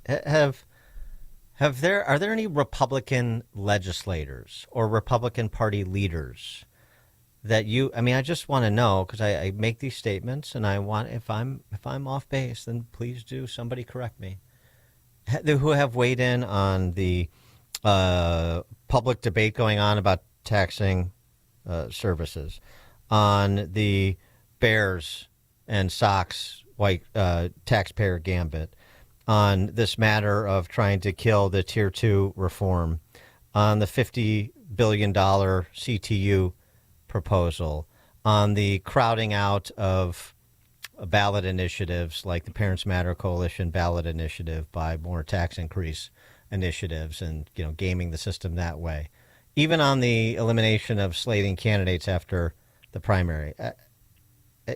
Have you heard anything that I have missed? Well, Dan, there are a few people that have a voice, and what's funny is it's one group that gets criticized all the time, which is the Eastern Bloc. Guys like Blaine Willauer and Chris Miller, the downstaters, and there's a group of them, and they're very consistent. They're very good. They call me to alert me about Tier 2. Okay, so they're on top of it. The problem is, their voice is limited. They're down there. they're the ones that, it's funny. They're the ones that held a rally in Manteno against the Goshen. And what was funny is that some Republican leadership told the Eastern Bloc, "Hey, stay in your lane. That's not your district." Fascinating. Right. This is well, a case let me rephrase the question, because I know the Hallbrooks and the Will Howers and the Millers, and so I know that. Yeah. Chicagoland, where 60% of the 60% of the population lives, where the suburbs are, suburban communities, you have to win in order to be a relevant party, much less a majority party. How about up here? How about north of I-80? So you will hear from time to time on selected issues, somebody will pop up, say, "Hey, Ted, wire points, hey, check this out, look at this, or help us out." It happens. The problem is these same people who do that are not consistent, because then then they won't stand up against something. So I would say very grossly that you can't find somebody who's consistently out there, consistently fighting. And I told this story, and I'd like to tell it again if I can, because I got one Republican, this is about 2-3 years ago, who called me and said, "Ted, why are you complaining about Republicans? We're doing the best we can." and I said, "Well, wait a minute. Why am I I'm on the radio. I'm not a politician. I'm on the radio all over the place saying, 'Hey, here's the problems. Why aren't you?'" And he said, "Wait a minute. Ted's right." He had 5 media hits the next 2 days. I forget what the issue was, but he opposed some issue, and he had 5 media hits. And I said, that's what every Republican should be doing across the board.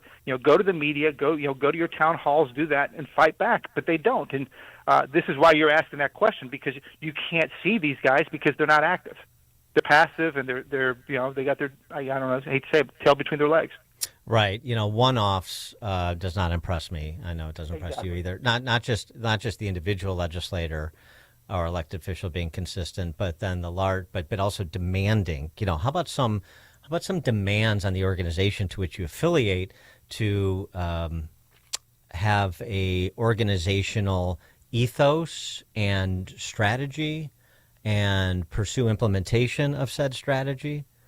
There's nothing resembling that I've seen. There is no consistent fight that is being put forward on anything philosophically or even individually. How about the migrant issue?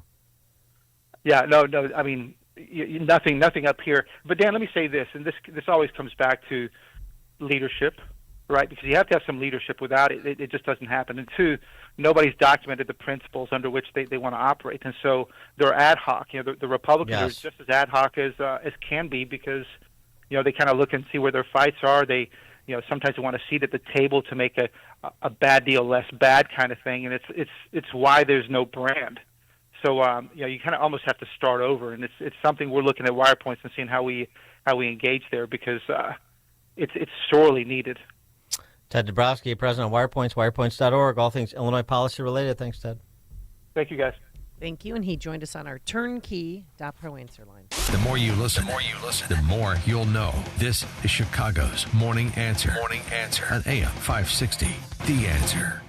Life insurance. Why are you putting it off? Can't afford it? Too much hassle? Think you don't need it? There's lots of excuses for putting off life insurance. But if you weren't there, who would pay the mortgage and other bills? With Ethos, you could be covered in 10 minutes and boom, family protected. Ethos, fast and easy online term life insurance. Up to $2 million in coverage with no medical exam. Some policies as low as $1 a day. Answer a few health questions and get your free quote at getethos.com. That's getethos.com.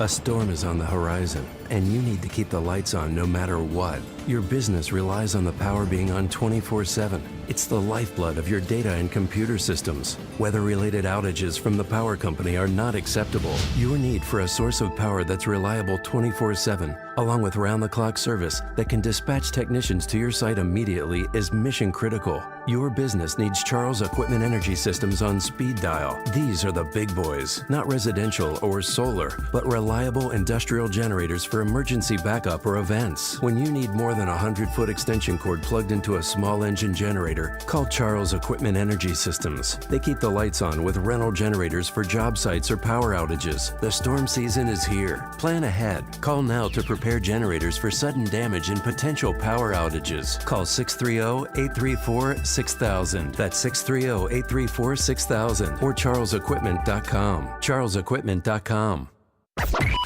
AM 560, The Answer. All right, coming up on Chicago's Morning Answer. We have outlaw country singer Creed Fisher on to talk about that Patriots Fest coming up a little bit later this month in Aurora. That's at 8:08. And Dan, you got to hear how the governor of New York stepped in it big time. Now she's trying to apologize, but I don't know about that. But now let's head into the newsroom. A big storm's coming. Mike Scott? Yeah, about 40 miles away, already in the far western suburbs, so keeping an eye on that for you here in the newsroom. University of Chicago is also cleaning out a pro-Palestinian encampment and did so overnight. WIND Chicago News Time is 8 o'clock. A stormy day in court. I'm Dave Anthony, Fox News. When former President Trump's trial resumes, it's expected the adult film star at the heart of the hush money case will take the stand. Fox's Eric Shawn outside the court in New York. The next witness in the Trump trial will be Stormy Daniels. She is expected to testify, of course, about getting paid off, according to her claim, by Michael Cohen to keep her alleged affair with the former president secret so that it would not affect the 2016 presidential election, and Mr. Trump's presidential candidacy would not be hurt if the allegations of that affair, that alleged one-night stand, was made public. The former president is charged with falsifying records, reimbursing his then lawyer, Cohen. The former president has over and over called the case a witch hunt, political persecution. Yet another clash on another campus. That's this morning at the University of Chicago as police face off with those pro-Palestinian protesters. There was a similar scene at MIT in Cambridge, Massachusetts. Protesters are ignoring President Biden's pleas last week to protest peacefully. The remarks where he backed a right to free speech, but not to cause chaos. And that's what we continue to see at MIT, where authorities did successfully clear out an encampment on campus, only to have it reoccupied hours later by protesters. We do not expect President Biden to heed their calls to stop backing Israel when he speaks at an event for Holocaust Remembrance Day. Fox's Peter Ducey at the White House. That Biden speech will be in a few hours, the day after Hamas said it accepted a ceasefire proposal for Gaza, but Israel rejected it as its forces take over a border crossing in Rafah. The IDF says they killed 20 Hamas militants and found 3 tunnels. This comes after the Israeli military called on tens of thousands of Palestinians to evacuate the city and head for humanitarian zones along the Mediterranean coast. Fox's Madeline Rivera. At least one person's dead in Oklahoma after a tornado was ripped through, doing damage in small towns north of Tulsa. America's listening to Fox News. 8:02 on AM 560, The Answer, and good morning, everyone. I'm Mike Scott. Topping our news this morning, a 64-year-old man was killed overnight, a shooting in the Calumet Heights neighborhood. It happened in the 9100 block of South Stony Island Avenue. The victim standing on the sidewalk when a male suspect approached and shot that victim before fleeing. Police have removed a pro-Palestinian encampment at the University of Chicago in Hyde Park early this morning. Police safely entered the encampment and began removing signs. Some protesters then showed up. They remain on the scene.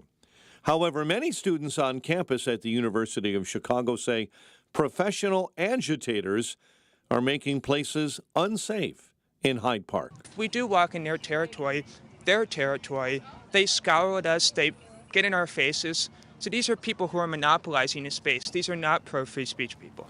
Student Declan Hurley.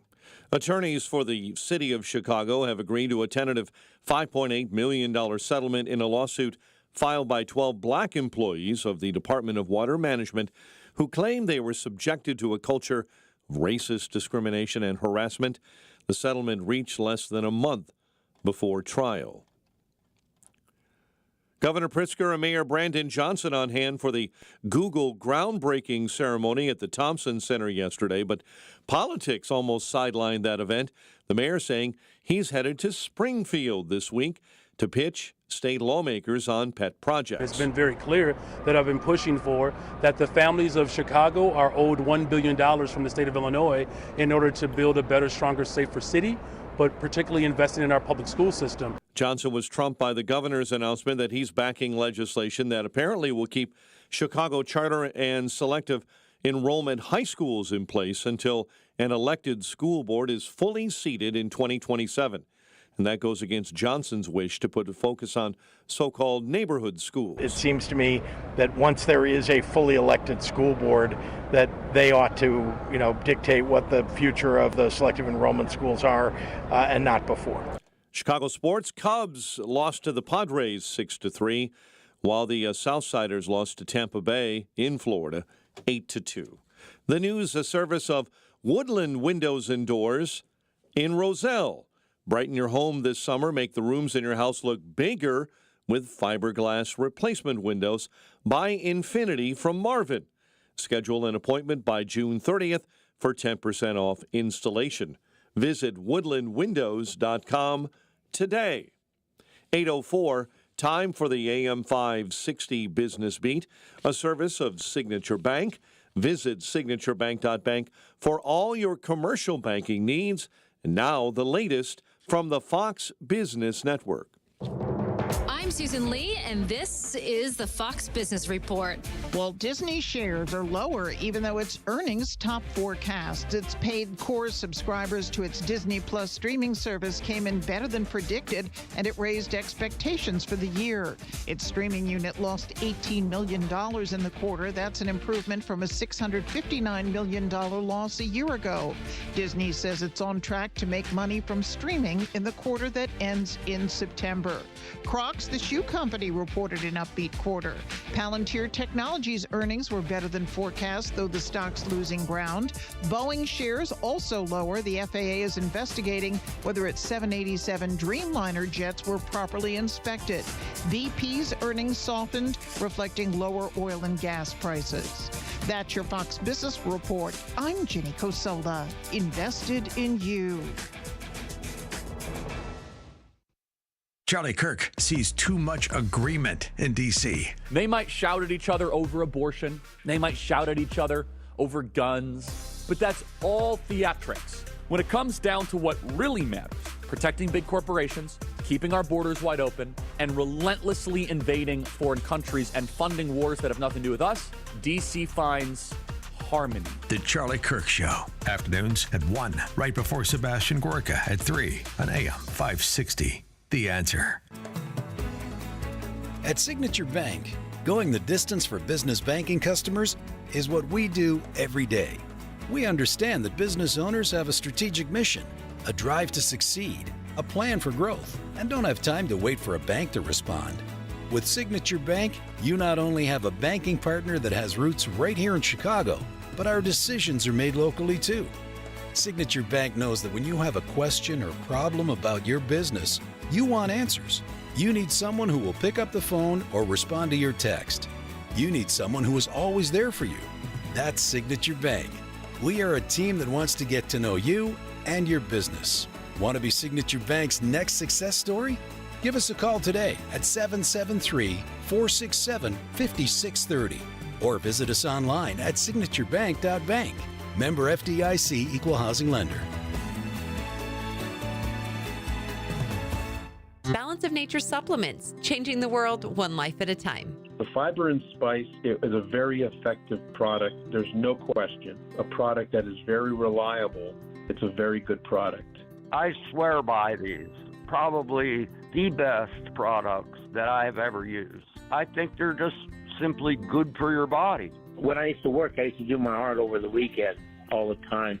And now I do yard work. I have been doing yard work. I can sweep my floor and make my place look nice. And I take Balance of Nature, and yeah, it feels really good.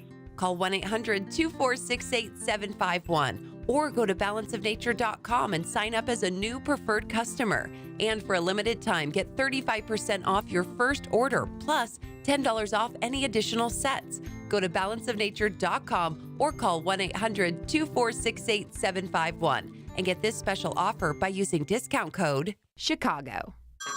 Hey everyone, it's Ted from Consumer Cellular, the guy in the orange sweater, and this is your wake-up call. If you're paying too much for wireless service, you don't have to keep having that nightmare. Consumer Cellular has the same fast, reliable coverage as the leading carriers for less. And for a limited time, new customers receive their second month free when they sign up and use promo code MONTHFREE by May 31st. So why keep spending more than you have to? Seriously, wake up and call 1-888-FREEDOM or visit consumercellular.com. Taxes, fees, and other third-party charges will apply. See website for additional details. Progressive presents 10 things on a food truck owner's to-do list that are harder than getting a commercial auto insurance quote. Stocking the fridge, prepping the stations, finding employees that get along well, finding employees that actually do their job. Looking at you, Gary. Balancing the books, balancing the flavors, having a fresh menu and fresh produce and fresh meat, but never a fresh mouth. But the easiest thing on a small business owner's to-do list? Seeing if you can save on commercial auto insurance. Get a quote in as little as 7 minutes at progressivecommercial.com. Progressive Casualty Insurance Company and Affiliates. Coverage subject to policy terms and conditions.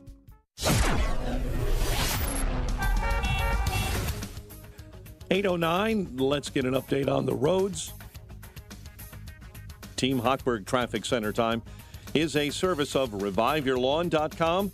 Soggy, muddy yard, pooling water, neighbor drainage runoff. Well, that's a constant battle until the experts at Revive Your Lawn get on the scene. Request your free drainage system consultation at reviveyourlawn.com. Edens 25, Lake Cook Road to the junction. Kennedy inbound 85, O'Hare into the Burns Circle interchange. The Ike's still a mess. 90 minutes from 390 into the old post office. Tough sledding between York Road and the Reagan.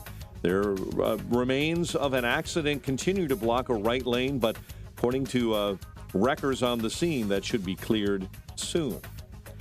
Northbound 55, an accident on the exit ramp has just been shoved off to the side. It's on the off ramp to Route 53. Chicago's Morning Answer with Dan and Amy continues next. Now your official Chicagoland weather forecast in our reviveyourlawn.com weather center. Here's Steve Williams. Cloudy day today, shower and a heavy thunderstorm, especially early. We could get some flash flooding and damaging wind, the high 75. Thunder shower this evening, then some clearing, low 58.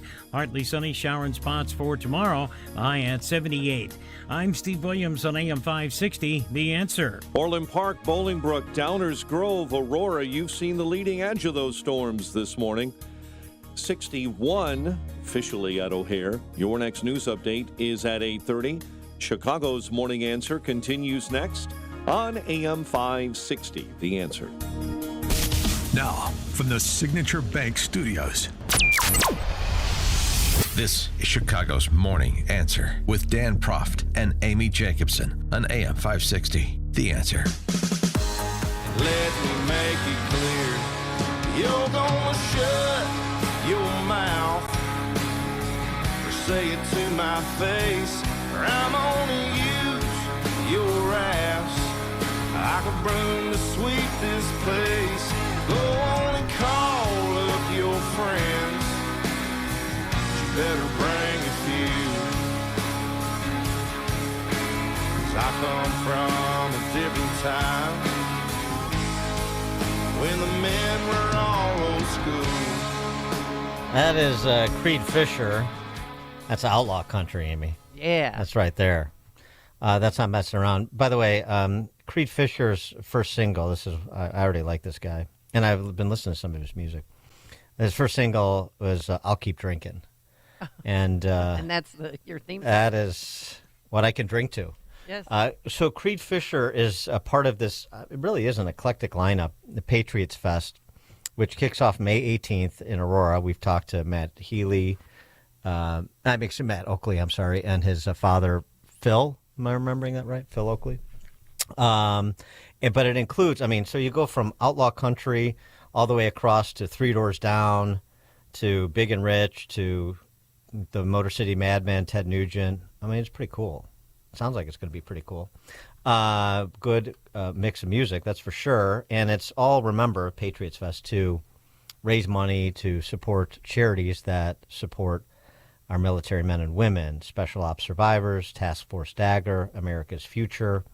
That's all on their website, patriotsfest.com. That gives you the details. It's going to be, again, May 18th at the Piazza in Aurora, and you also get tickets at patriotsfest.com. And speaking of eclectic, so you've got the former host of MTV's 120 Minutes, Matt Pinfield, is essentially the MC for this wide range of musical artists. So it's going to be a good time.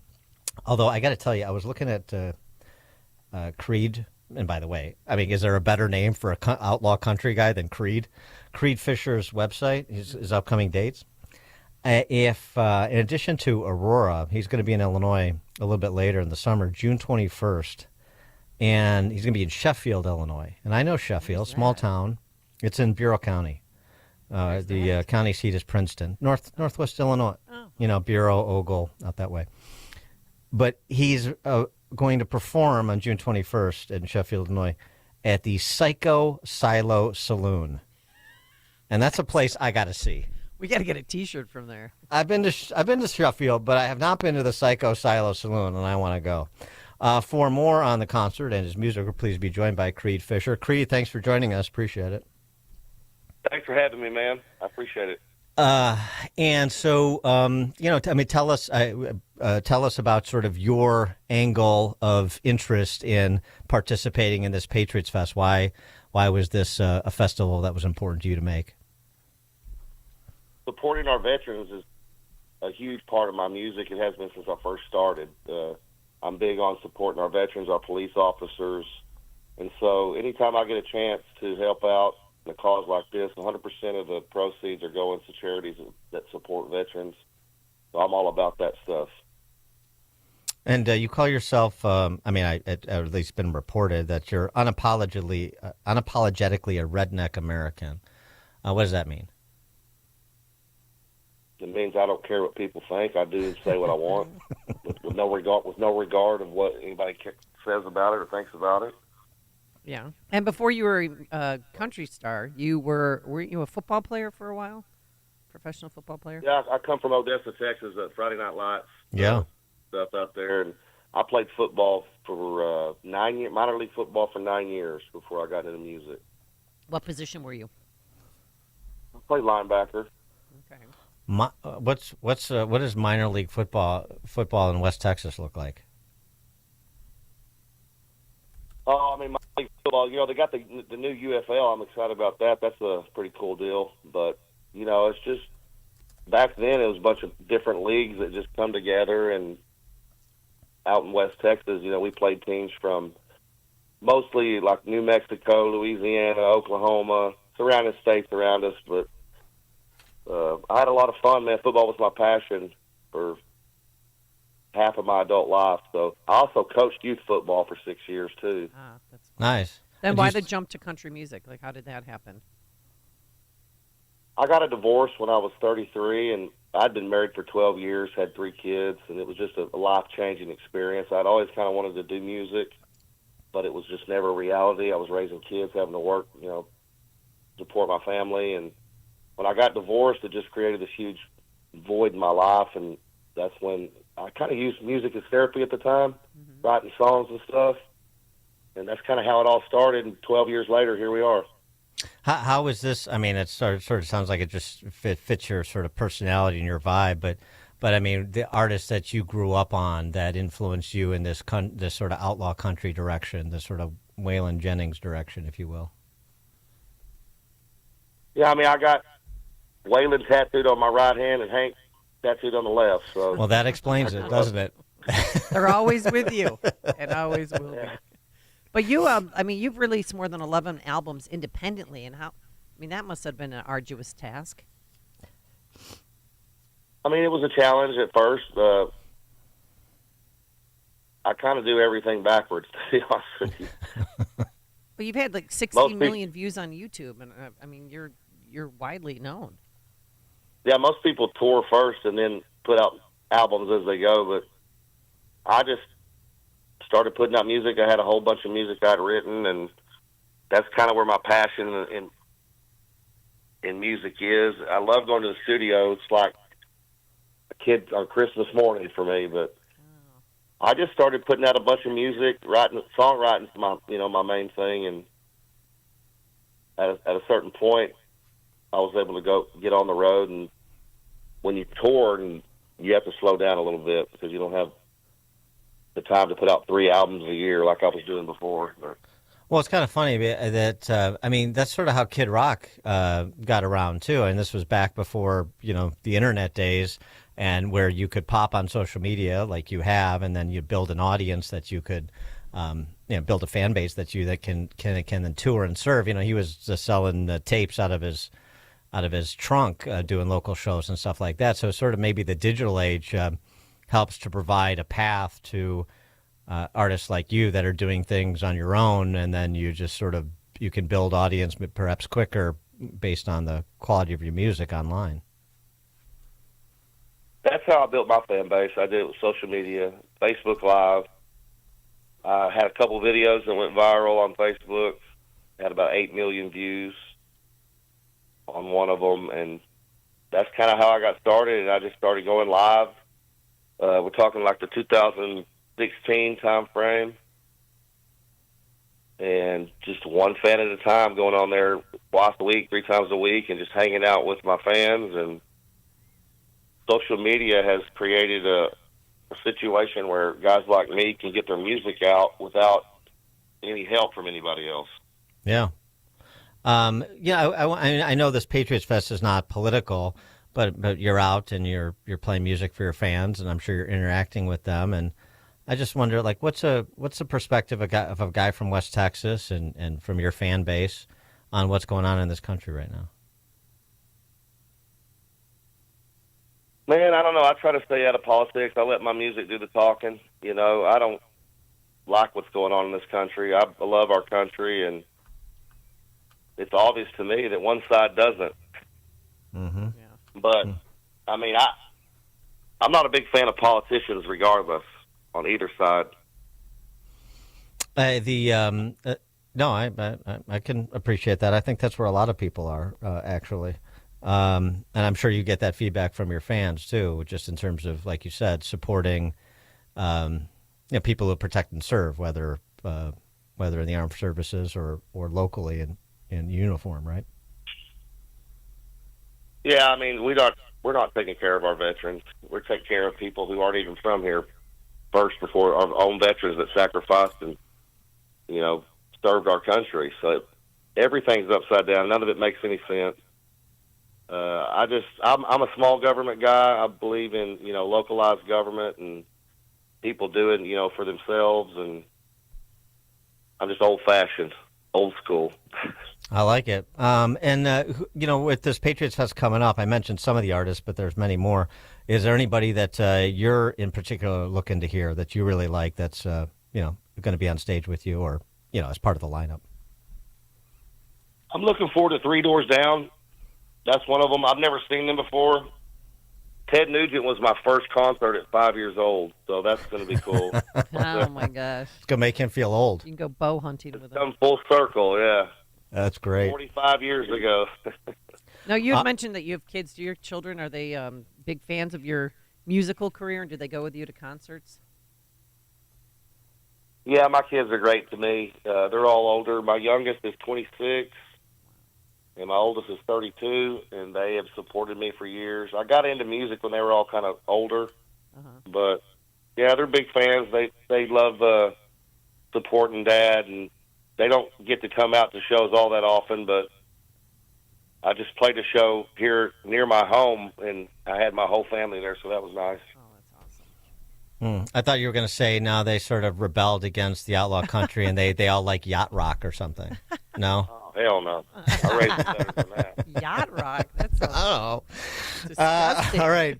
Creed Fisher is the artist. He's one of many, as we were just mentioning, at Patriots Fest. That's May 18th, patriotsfest.com to get tickets. May 18th at the Piazza in Aurora, 3 Doors Down, Ted Nugent, Big and Rich, Creed Fisher. Get tickets. All the proceeds, as you heard Creed mention, go to support these great veterans organizations that we've mentioned and discussed we did discuss in some depth with Phil Oakley. So a good time for a good cause, as they say. Creed Fisher, thanks so much for joining us. Have fun in Aurora. We appreciate it. Well, thanks for having me, man. I hope you guys get to come out. Thank you. Yep, we're going to try. And he joined us on our turnkey Pro answer line. It's like a hot, steaming cup of information to start your day. It's Chicago's Morning Answer on AM 560. The Answer. From breaking news and weather across the country to insight from the brightest minds in conservative opinion, it's Salem News Channel.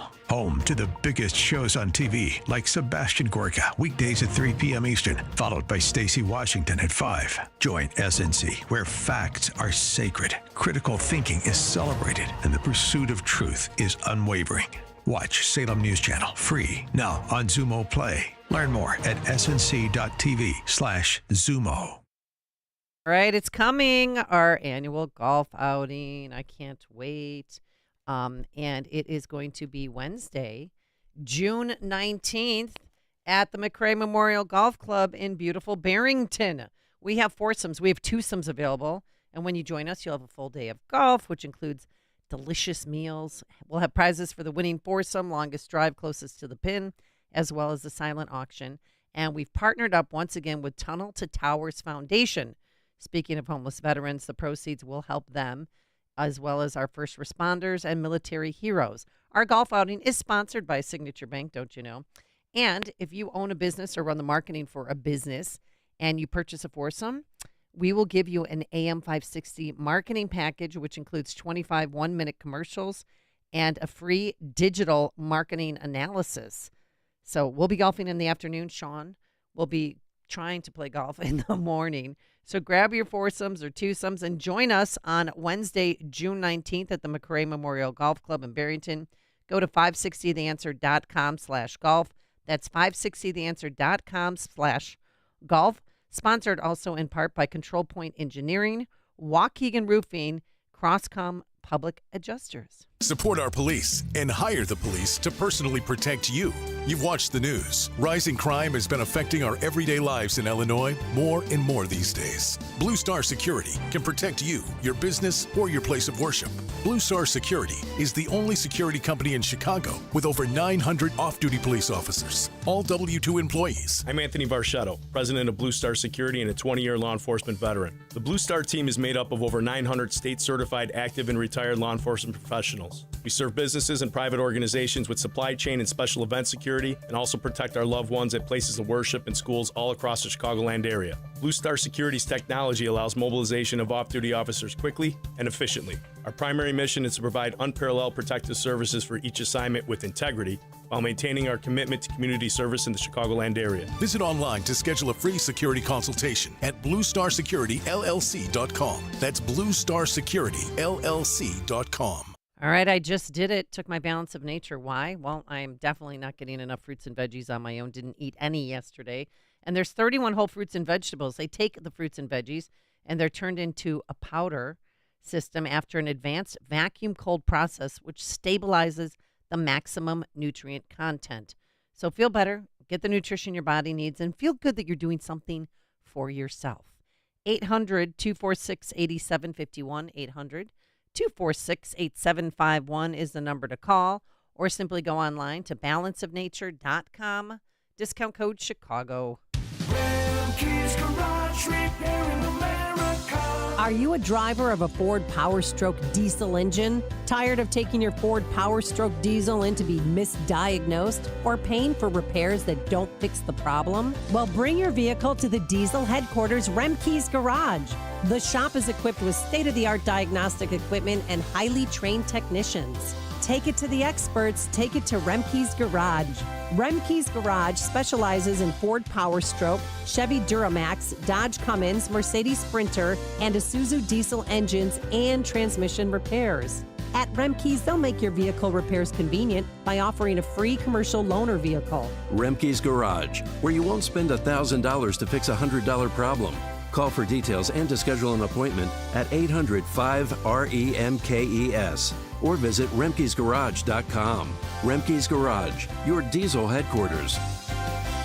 This is a special alert to all Americans who own a vehicle with less than 200,000 miles with an auto warranty about to expire or with no warranty coverage at all. Due to a decline in the economy, CarShield is announcing a low-cost month-to-month vehicle protection plan that is now available to the public to save any driver out-of-pocket expenses on future auto repairs. Call now to find out how you can pay almost nothing for covered auto repairs. Yes, you heard that correctly. Pay almost nothing for covered auto repairs. An open phone line has been established for all drivers to call for a free quick quote. Call 800-355-4107 now. drivers who are covered will not have to pay for covered repairs again. This protection plan is at an all-time low. Additionally, drivers who activate this vehicle protection today will also receive free roadside assistance, free towing, and car rental options at no additional cost. Call us for your free quick quote today. 800-355-4107. That's 800-355-4107. What do you have to lose? Call 800-355-4107. Again, 800-355-4107. I'm the guy that never gives 5 stars because I never believe that anything is perfect. But I would give them 20 stars if I could. Ernest's stellar review belongs to QC Kinetics, the nation's leader in regenerative treatments. They came through when he badly needed relief for his aching knees, and doctors had told him that surgery was the only option. What they're doing is cutting edge, and it really helps. And I'm a tough sell. QC Kinetics is led by National Medical Director Dr. Mitchell Scheinkup, a pioneer in this field. With 20 years of clinical work, tons of research, teaching, publishing in non-surgical natural pain treatments. These are the medical pros to trust. I'm living my life basically pain-free from what I was dealing with, so I'm a happy camper today, no doubt about it. QC Kinetics. Call today to see if you're a candidate. Call QC Kinetics, 312-809-5955. That's 312-809-5955. 312-809-5955.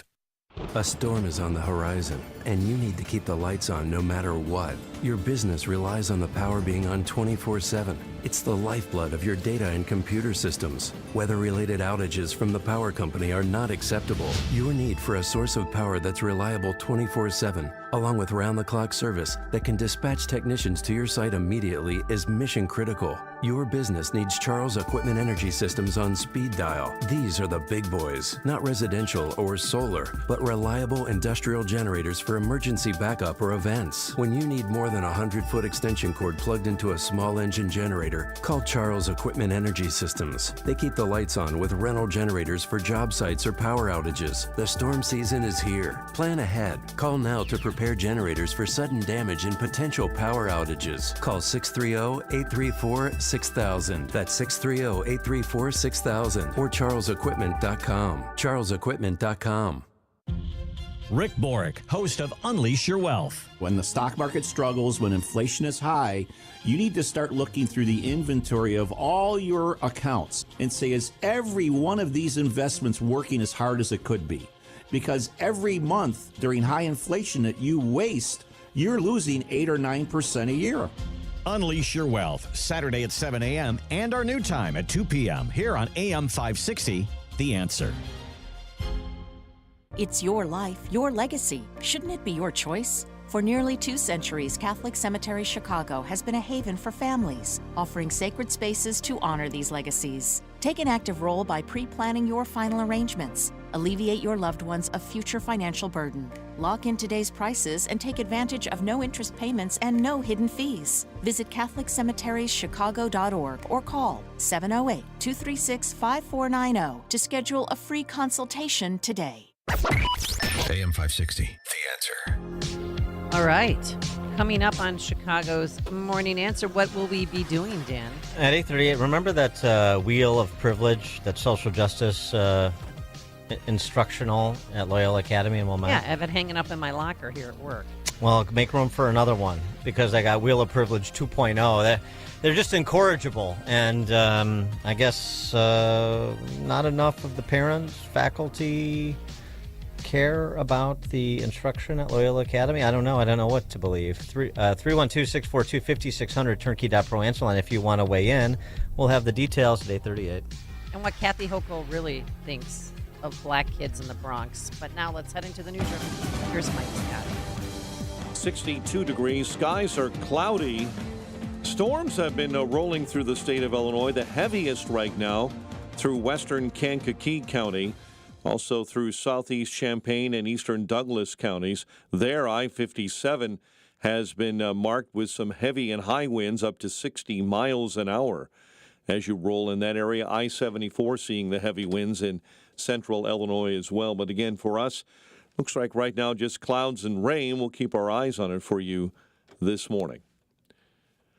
Topping our news, police have cleared out protests an encampment at the University of Chicago. They have done so safely this morning and did so in the early morning hours. Israel's taken control of the Palestinian side of the key Rafah crossing into Gaza. Fox's Jonathan Savage is reporting from London. This may not be the full-scale ground offensive world leaders had been warning against, but with flares lighting up the sky over southern Gaza and locals reporting constant Israeli bombardment, this is a key moment in the war.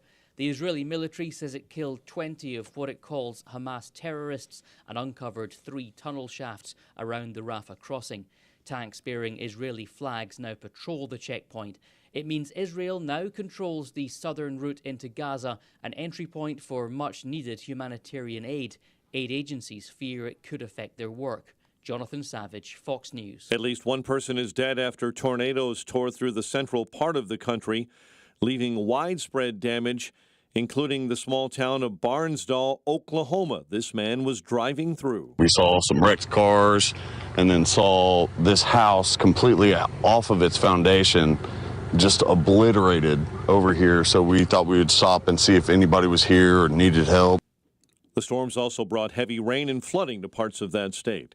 The launch of Boeing's first ever crewed Starliner mission for NASA has been scrubbed. The next launch attempt won't happen until Friday at the earliest. A 64-year-old Chicago man was killed in a shooting in the Calumet Heights neighborhood Monday night. Police say the shooting took place in the 9100 block of South Stony Island. And as we told you at the beginning of this newscast, police worked overnight to remove a pro-Palestinian and pro-Hamas encampment at the University of Chicago at Hyde Park this morning. Police safely entered the encampment and began removing tents and signs. A small crowd is gathered this morning at the University of Chicago. Google's redevelopment of the Thompson Center in Chicago is underway. The site expected to be operational by 2026 as they gut that building to house 2,000 local employees. Chicago sports. Cubs gave up 6 in the top of the 6th inning in a 6-3 loss to San Diego. White Sox lost to Tampa Bay 8-2, and the Sky will not have their top draft pick to begin the 2024 season. Forward Camila Cardozo will miss up to 6 weeks after suffering a shoulder injury. The news, a service of Turnkey.pro. Turnkey's real-time threat hunting defends you, your employees, and your customers from vulnerable cyber attacks. Turnkey has solutions to protect your business. Visit turnkey.pro. A check of traffic and weather is on the way next on AM 560. Dennis Prager isn't sure how people vote Democrat. Has the left given us a non-binary term for mother? My parent, I guess that's it. They're against mother and father. I have read that to you on a number of occasions. And people still vote Democrat. The tragedy is that if the country is destroyed from within, a vast number of good people are going to be hurt. The Dennis Prager Show. Weekdays at 11, right before Charlie Kirk at 1 on AM 560. The Answer. Wesley Financial Group is not a law firm. Everyone knows the old saying, nothing lasts forever. Well, whoever said that obviously never bought a timeshare. Not only do your maintenance fees and assessment fees go on forever, they go up forever. I'm Chuck McDowell, founder of Wesley Financial Group. Over 10 years ago, I was a timeshare salesman. But once I saw the dark side of the business, I quit. I started helping folks get out of their timeshares. Since then, we've helped over 30,000 families by getting them out of bad timeshares. If your timeshare agreement goes on forever, if you were told timeshares are a great investment, or your maintenance fees will never go up, you have questions, we have the answers. Give us a call. I guarantee if we take you as a client, we'll get you out of your timeshare or you'll pay nothing. Call Wesley now for your free information kit. 800-839-8484. That's 800-839-8484. 800-839-8484. When the storms hit Chicagoland this spring and your home or business has water damage, ProTech Restoration is ready 24/7. The certified team at ProTech Restoration will be there quickly and work directly with your insurance. But even in between the storms, if you come across water in your basement, bathroom, or kitchen due to leaking pipes, an appliance breakdown, or sump pump failure, know that ProTech Restoration has seen it all and knows what to do. They are a leading Chicagoland emergency water damage cleanup, repair, and restoration company, offering 24-hour rapid response. They'll clean up, extract, repair, even do a total build back. Search online for ProTech Restoration in Elk Grove Village and check out their Google reviews. To get your free on-site evaluation and estimate, visit protechwaterdamage.com. That's Pro-T-E-C-H waterdamage.com. Servicing the entire Chicagoland. ProTech Restoration. Experience, transparency, trust. ProTechWaterDamage.com. It is 8:39. Let's get an update on the roads. In our Team Hochberg Traffic Center, this update is a service of Mattress Firm, and their Memorial Day sale is here. Save up to $500 on select adjustable bed sets, like the all-new Temper Adapt collection with advanced pressure relief to help reduce aches and pains. Plus, get a $300 instant gift for pillows and more. Hurry into Mattress Firm. Kennedy inbound 90 minutes O'Hare into the Burns Circle interchange. You're solid inbound from the Edens Junction all the way down to North Avenue. Outbound 47 to the big airport this morning. Inbound Ike, still trouble spot between York Road and I-88 on the inbound side. Accident, right lane block. All that remains is the container from the truck that rolled over. That should be cleared soon, but still heavy traffic in Elmhurst between York Road and I-88. Stevenson, 50 minutes into DuSable Lakeshore Drive. Dan Ryan, 38 heavy minutes, 95th into the Circle. Chicago's Morning Answer with Dan and Amy continues next. AM 560 Weather Center forecast. In our ReviveYourLawn.com Weather Center, thunderstorms damaging and possible high winds, high 75. Currently, cloudy and 62. Your next news update is at 9. Chicago's Morning Answer continues next on AM 560, The Answer. Now, from the Signature Bank Studios, only the biggest stories, only the biggest guests, and only the biggest opinions. This is AM 560, The Answer. Top of the morning, Dan and Amy. Loyola Academy in Leafy Wilmette, a Catholic school in ornamentation only, as we have documented over the years, just one instance after the other. There has been some pushback and some significant donors who at least publicly announced that they would no longer support the university because of its promotion of the Church of Identitarianism over the Catechism, because that's what's happened at Loyola and most of the other Chicagoland Catholic schools. There are exceptions, a few. We brought you this story about the social justice wheel that Patrick Brown, who's a theology teacher at Loyola Academy, imposed on his class. And it was very ham-handed because it was transparently identitarian politics and oppressor-oppressed, the oppressor-oppressed dichotomy within. And then so when we brought it to people's attention and we posted it online, all of a sudden there was a missive sent out from the feckless administration. Oh, yeah. About, we have decided the wheel will no longer be part of the instruction because we need this context and we don't want misunderstandings. And then there was some reference to scripture to cover their blatant identitarian politics. Well, Patrick Brown the message isn't getting through. Doesn't seem. I got this message from a parent. Patrick Brown, the guy who introduced the Wheel of Privilege. That's Wheel 1.0. We got Wheel 2.0 coming. We'll get to. Okay. Added a new wheel. Loyola Academy is synonymous. Theology of Loyola Academy is synonymous with social justice. Yeah, we know. I guess there was some discussion where teenagers were advised to take the knee during the anthem. What? I don't know. That's referenced by this parent. Today, the class attended a presentation by a speaker from One North Side to talk about inequities in housing. They also talked about the failure of the Bring Chicago Home referendum. The speaker even went so far as asking who voted in the last election. One student raised their hand. The speaker then asked him in front of the whole audience if he voted for the Bring Chicago Home referendum. Student declined to answer. In addition, they featured a YouTube video from this woke Lutheran pastor, in quotation marks, Nadia Bowles-Weber. Nadia Bowles-Weber, the radical Lutheran, quotation marks, pastor, quotation marks, is, somebody who is draped in Christian ornamentation, just like Loyola is, but just has sort of redefined, as the leftists want to do, Christianity in identitarian terms. It's like the Sparkle Creed from that church in Minnesota. That's right.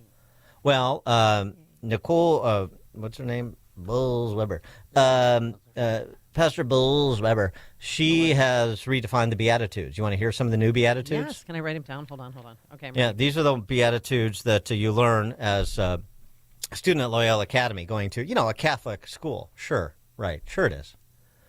Blessed are they. Blessed are those who no one else notices. The kids who sit alone at middle school lunch tables, the laundry guys at the hospital, the sex workers, and the night shift street sweepers. Wait, what? Blessed are the forgotten. Blessed are the closeted. Blessed are the unemployed, the unimpressive, the underrepresented. Blessed are the wrongly accused, the ones who never catch a break, the ones for whom life is hard. Life's hard for everybody, woman. Blessed are those without documentation. Blessed are the ones without lobbyists. Blessed are those who make terrible business decisions for the sake of people. Blessed are the burned out social workers and the overworked teachers and the pro bono case takers. Blessed are the kind-hearted NFL players and the fundraising trophy wives. Which one's your favorite? The kind-hearted NFL player. I'm sort of baffled. I don't know if that's sarcastic. Blessed are the kind-hearted NFL players and their fundraising trophy wives. Well, that's very misogynistic. Is it? Isn't it? I mean, I don't even. Is that supposed to be a shot or a compliment? I don't know. But I mean, everything is this, right? It's all identity. Right. It's not blessed are the peacemakers. It's all based on the undocumented, the life is hard crowd, the overworked teacher. It's all, it's not about character. This is not extolling the cardinal virtues. This is about extolling fellow travelers politically. 312-642-5600, turnkey.pro answer line. 64636DA, turnkey.pro text line. Social Change Wheel 2.0 Toolkit. I got it right here. The center of it, anti-racism, equity, and co-creation. This one's a little bit more subtle, although the center of it makes it less so. But the whole idea here is the social change wheel, well, ways to work towards social change, as the wheel would indicate. And you've got anti-racism, which is racism. And you've got equity, which is the opposite of equality. And, co-creation is like sort of some gooey Marxist collaboration, nobody owns property kind of bull jive. Anyway, but anti-racism and equity, those are the headliners. Anti-racism, the synonym is racism. Equity, the synonym is inequality. Directed inequality. Not unequal outcomes because of work product or work ethic or just aptitude. No. Directed, planned inequality based on identity. That's what equity is. So just to make sure we have all the definitions. I don't think I'll be invited to Loyola for a rebuttal, but somebody should be rebutting this at Loyola Academy. Patrick Brown, the theology teacher. Mr. Brown, would you allow for an alternative view to be expressed? Answer to that question would be interesting.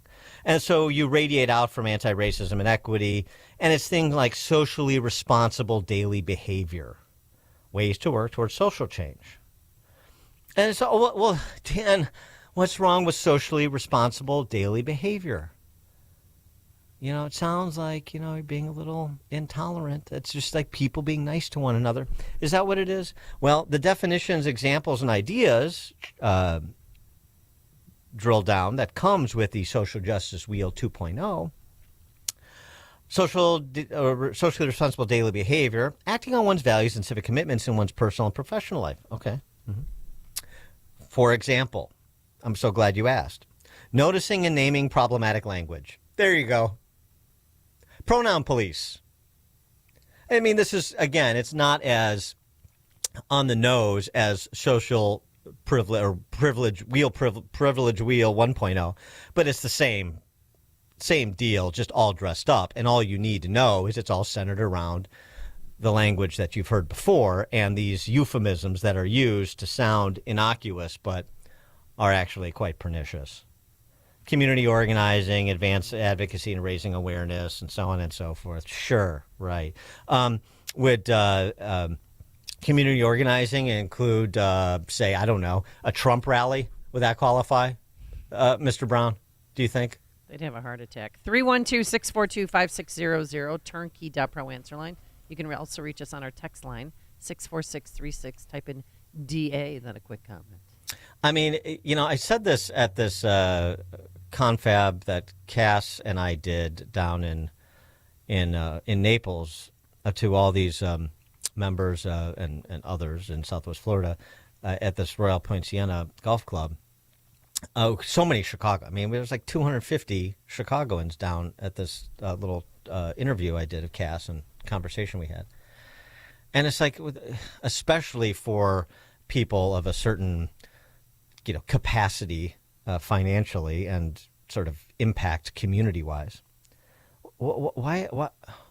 Don't tell me that you can't get a handle on your alma mater. Just do that one thing. One thing. I don't care if your alma mater is Loyola Academy or some government school or whatever. Don't tell me you can't have an impact on your alma mater, especially a private school, because they're obviously much more dependent on philanthropy than, say, the government school is. And in Wilmette, it's pretty rarefied that that godless section of Illinois, in terms with respect to, you know, people of faith, serious people of faith. I'm not talking about people of social justice faith, which is just politics dressed up. I'm talking about like people that would spend the extra money in addition to what they have to pay for property taxes and to live up there, to go to Loyola Academy. I mean, you can have an impact. And do you want to do this whack-a-mole routine where we tell you about Wheel of Privilege 1.0 and then you respond to it, and then we tell you a few months later about Wheel of Privilege 2.0 and then you respond to it? Or do you want to say, we're going to clean house? There's structural change that's required. All of these successful business executives up there, I mean, if just forgetting what side of the issue you're on, if an organization was systemically underperforming, if a administration was systemically ignoring directives from the board, was systemically repudiating the interests of its shareholders, what would happen? You play whack-a-mole, or you'd have a paradigm shift. 312-642-5600, turnkey.pro answer line. Matt, Southside. Hey, good morning, Dan. Good morning, Amy. I want to say blessed is that overnight street sweeper who is fortunate enough to run into that overnight sex worker. I know.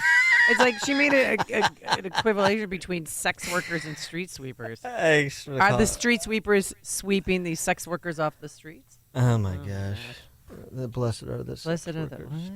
Blessed are the NFL players and their fundraising trophy wives. What? Blessed are the undocumented and all right. Everybody. Blessed are the overworked. is oppressed. That's part of the marginalization, the Solidarity and Marginalization Coalition. She's just a politician. She's not a religious person. She's a politician. And so are the people who run Loyola Academy. They're not religious people. They're politicians. So let's just call them what they are. You want to, pretend like it's a Catholic school. Go ahead and pretend. It's not. Jordan in Antioch. Good morning. Yeah, this Nadia Bowles-Weber, if you do you don't have to do much research into her to realize she is the exact opposite of what you're looking for in a pastor. I don't know what book she preaches from. She might want to peruse like James 3 just a little to see what her fate is. But this is the same woman who had a sermon about how God lied to Adam and Eve in the Garden of Eden, and Right. she has a litany of messages about that. And well, I know, of course, God's the liar because she's the truth. Yeah, of course. Yeah, right. And she's the reason why thousands have fled the Lutheran Church. People like her and the Lutheran Church that embrace pastors like her. And same for like Loyola. If Loyola Academy of all places is looking at her as the message bringer, that's the reason the Catholic Church is losing people. We have a bunch of people coming to our non-denominational church that are Catholic and Lutheran. They're fleeing this stuff because they're tired of it. It's not doctrinally sound, but it's really scary that a place like that would bring a woman like that in. Well, it was just it was a YouTube video, but the point is, it's part of the instructional. It's the curriculum, and it's one social justice wheel after the other, and it's one absurd anti-Christian talk, whether in person or online, after the other. Thanks for the call, Jordan. I mean, it's the social justice indoctrination play, and then the next thing you know, these kids at Loyola are going to be off at an Ivy League school or Northwestern University of Chicago, and they're going to be chanting anti-Semitic invective and pushing and blocking kids from meandering freely on the campus and so on and so forth because they've been so properly educated at Loyola Academy.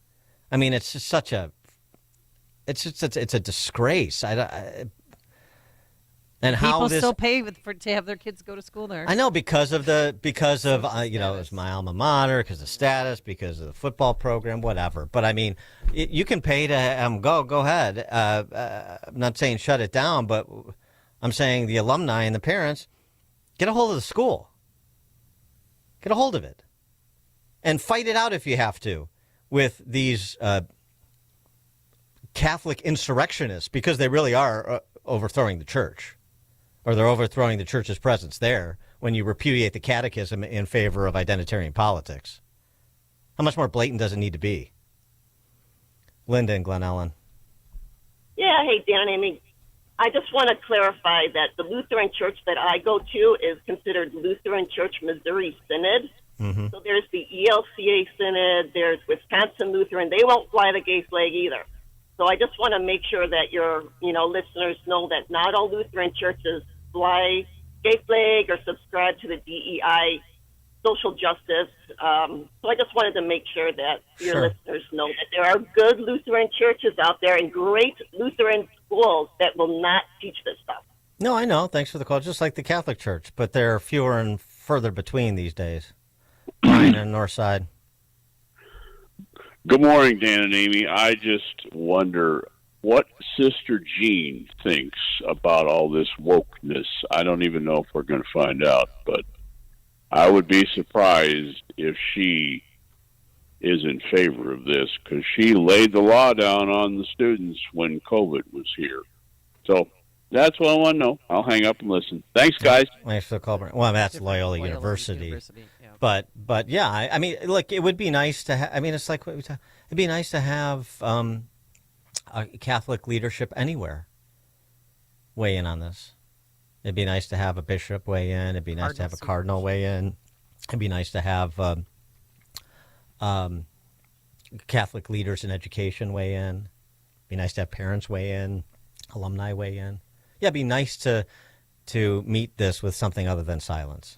Dan and Amy, Chicago's Morning Answer. Listen to podcasts of Dan and Amy from the AM 560 mobile app. Download it today at 560theanswer.com/mobile. Signature Bank is Chicago's fastest growing independently owned business bank.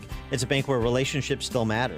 Signature Bank knows your name and your story. I'm Dan Proft, and I know this because Signature Bank is my business bank. I'm Larry Nora, founder and CEO of YouStore, a network of award-winning self-storage facilities in the Chicago area, and a customer of Signature Bank. We've developed over 70 storage centers throughout the city and suburbs, and our business continues to grow. We need a bank who understands the neighborhoods and communities where we are making investments. We found that in Signature Bank. They know this city and its neighborhoods because they are based right here in Chicago. Finding a local banking institution like Signature Bank has been critical to the success of YouStore, and we look forward to a long-term relationship. Signature Bank is looking for their next success story. To learn more about turning your business vision into reality, visit signaturebank.bank. Signature Bank, helping local businesses succeed. Member FDIC, Equal Housing Lender. AM 560, The Answer. Got a text message. Dan and Amy, can one major in sex work? That's probably coming to Loyola Academy. All right. Thanks so much for making us part of your morning, part of your lives. And, of course, we couldn't do it without our zoo crew. Justin Kozik is our technical producer, and Quinn McCarthy is our executive producer. We are back here bright and early tomorrow morning at 5 a.m. Enjoy the storm. Now here is Mike Scott. University of Chicago cleared out a pro-Palestinian encampment overnight. Google's redevelopment of the Thompson Center is finally underway. Dalton's mayor vetoes the hiring of Lori Lightfoot. A Wisconsin man is charged after a dog attacks a woman in McHenry. Cubs fall to the Padres, and the White Sox get crushed by the Rays. WIND Chicago News Time, 9.